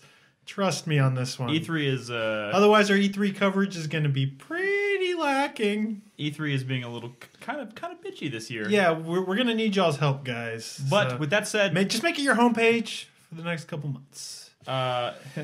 we will comment on our E3 status in the coming weeks. But we will have someone there. That is for sure. I just want someone at the moment. One. Like I said, they're All they care about is numbers, and they don't look at things like Twitch and YouTube. So trust me when I say, just make it your homepage for the next couple months. Help us out. But we have some plans. We have some stuff in the works to hopefully And lots of porn. lots of porn. But we're not a porn site. We are not a porn site though. God damn it. But also, I just want to say we are hopefully planning a broadcast event in the coming weeks that will be really cool. We're going to brainstorm ideas for it, and we'll be announcing it in the coming weeks and the details and the date for that. But now, 4-player minute. Brad has a minute. Tells us hype, shame, Yep. sweat, and fuck. My sweat goes to Tomb Raider. I'm still going to be optimistic about this, but I'm scared. My shameful secret goes to the polls for Your Way Bratcher Day because I feel like I somehow manipulate the vote sometimes by Sometimes. Well, no. Every time. I'm not directly manipulating them, but sometimes I think the stuff I put in the parentheses next to the game. Can you directly manipulate someone? No, I don't Wouldn't that think just so. be telling them? I think any sort of manipulation is not going to be direct. No, I mean I can't actually physically fuck with the numbers is what I'm saying. Mm-hmm. But I'm saying sometimes, depending on what I put in the parentheses. Essentially, you tell people to vote for something. No, Okay. it's not like that at all. Yeah, let's Come roll on. this It's over. not like that at all. But when I said LOL, this won't win next to The Witcher, it almost won because I said that. Yep. My fuck you goes to Gamefly for not sending me Rising. What the hell? Yep. They said they sent it on Saturday. WTF. Am I hyped? Because, I don't know. No one's talking about it. But goddamn, I'm excited for Dragon Age 3. I hope that game is good. Yeah, I hope it's good. Hopefully, we see an announcement of it. I love soon. Dragon Age. cool. Nolan, would you care to go next? Yes, I would care. Go. My hype is for Metal Gear Rising Revengeance. There's been a lot of, some people have been saying some poopy things about it, some people saying some great things. I love the demo, and I'm excited to play this game. My sweat is Sony's press conference tomorrow. I am both excited and worried about it at the same time, just what we're going to learn. I hope it's good, but I'm kind of worried. I've never bought a console day one. I don't know if I will. We'll see. You probably won't have to. 'cause I never have either. I don't think. Nick's done with his money. My shame is that Tomb Raider is about to come out. and I've still never played a Tomb Raider game You should besides Guardians of Light, which I don't really consider. You should. That was It's a a great damn good game. game. I didn't say it was a bad game. I loved it, but I'm saying it's not in this same. You should play Anniversary or Play Anniversary. I have On PC. Anniversary Yeah, on, it's my, fine. on my PC. Yeah, That's but- the only Tomb Raider game I own, and it's sitting there, and I've never touched it. So Play I it, mean, it's I want to play it before Tomb Raider comes out. Chronologically speaking, it's the closest to the new Tomb Raider, anyways. Yeah, I guess. My shame, my sweat, my fuck you is also going to go to GameFly because I got an email Saturday morning saying they shipped me Rising. and I was pumped and excited. I'm like, oh, maybe I'll even get it on Monday, but then I realized, oh, it's President's Day. Would you like to play mine tonight? I would love to. So I don't know if I'm going to play GameFly or the USPS. But I will say that both times I have not received a game on its release date. It has 'cause of been a federal holiday? a federal holiday on the prior Monday. So I think it's going to be. But I got Crisis. Huh?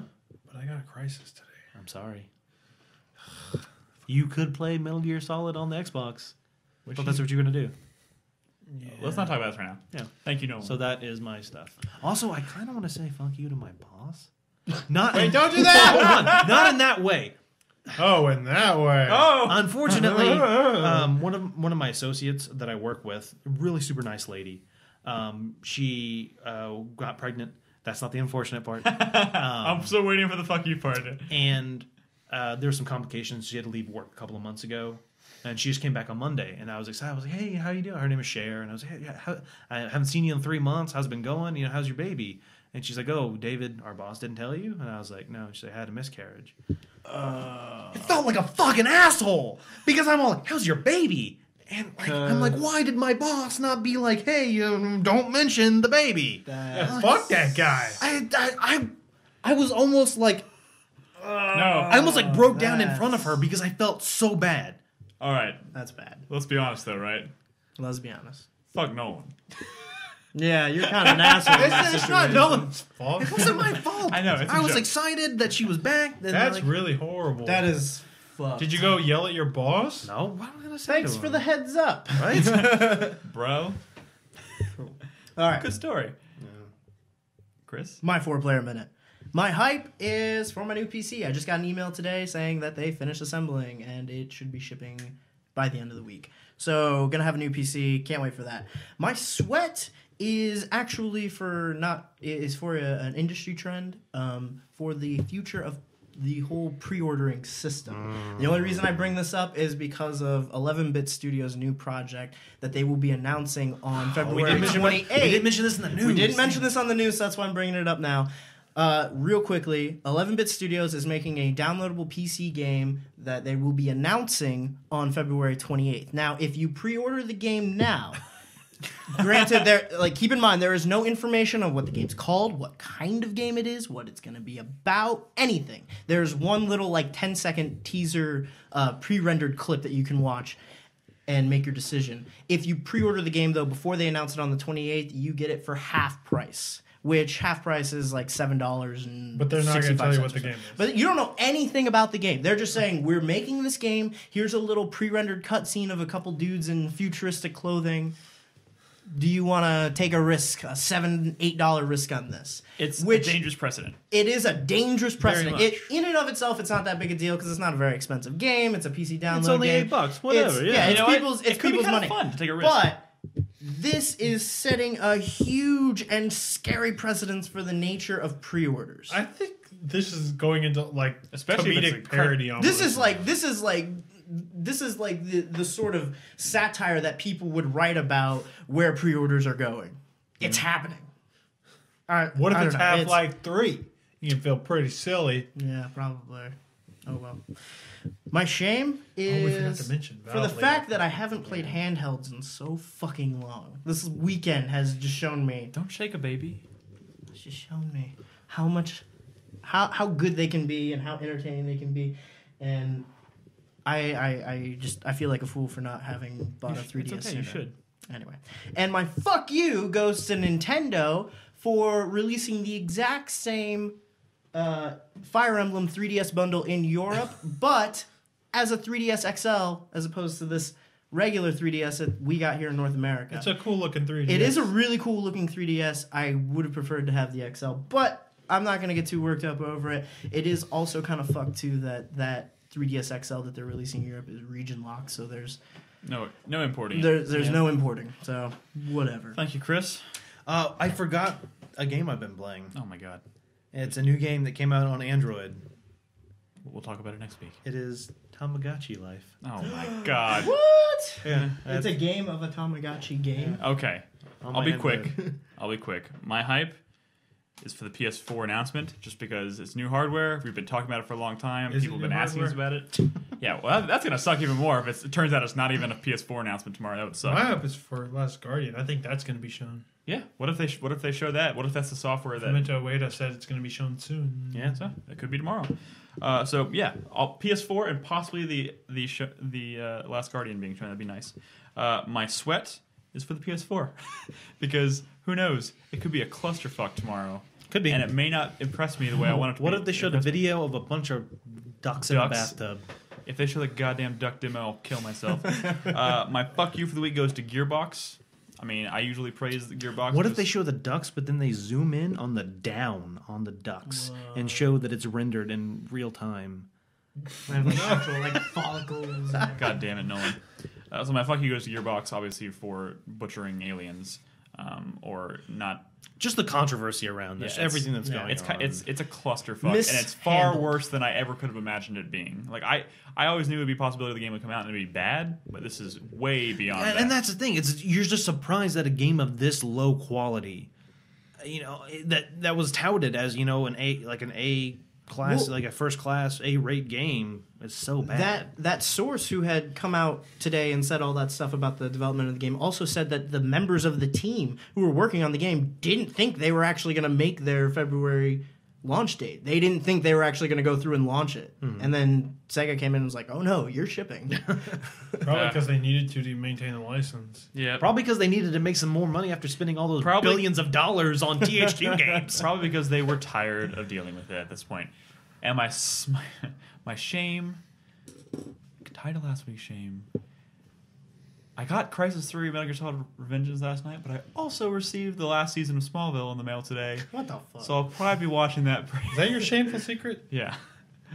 Yeah, that's my shameful secret. I got one more season to go. Particularly. Wait, Hoping that's what not your system hype. did you get Rising on? PS3. Shit, I got on Xbox. Oh, sucks to be you. I'm sorry. What is wrong with you Me and people? Brad are like in the opposite positions. Oh my good lord. So yeah, I'm pretty ashamed of that. But hey, whatever. But I'll be playing Metal Gear, or I can't decide. How about this? I'm ashamed. I can't figure out which game I'm going to play first, Metal Gear or Crisis 3, because I got both of them. Whatever. Anyways, that's the show. Thank you for listening. I know we went a little long this week, but there's a lot to talk about. Despite what I said at the beginning. So check out the site. It's 4playernetwork.com. Please swing by, bookmark us. Make us your homepage would really help us out this year, to be totally honest. And don't forget to watch us live every night at 4pp.tv. If you'll be watching the Sony press conference tomorrow, don't forget about the Cocktail Time live commentary of the event going on the channel. Yep. Live channel next week or Tomorrow. Tomorrow. Sorry. 5 p.m. Central Standard Time. 5 p.m. Central Standard Time. That's what I just said. Shut up. And I think that's it. Subscribe to us on iTunes. Find us on Twitter. We really appreciate it. Find us on Facebook. We'd love to have you become regular listeners of the show. And remember, we are not a porn site. That should be our new tagline. Somebody in 4-player network. We are not a porn site. somebody in chat said that should be a T-shirt, and I'm starting to think that might be a really good idea. Yeah. So- I think that'd be a good advertisement because not a porn. What are they then? And people will go look it up. It's brilliant. It's fucking brilliant. Oh my god. We gotta go. We've hit marketing gold. Marketing gold. Thanks everybody for listening. We'll see you next week for episode 307. Later, guys.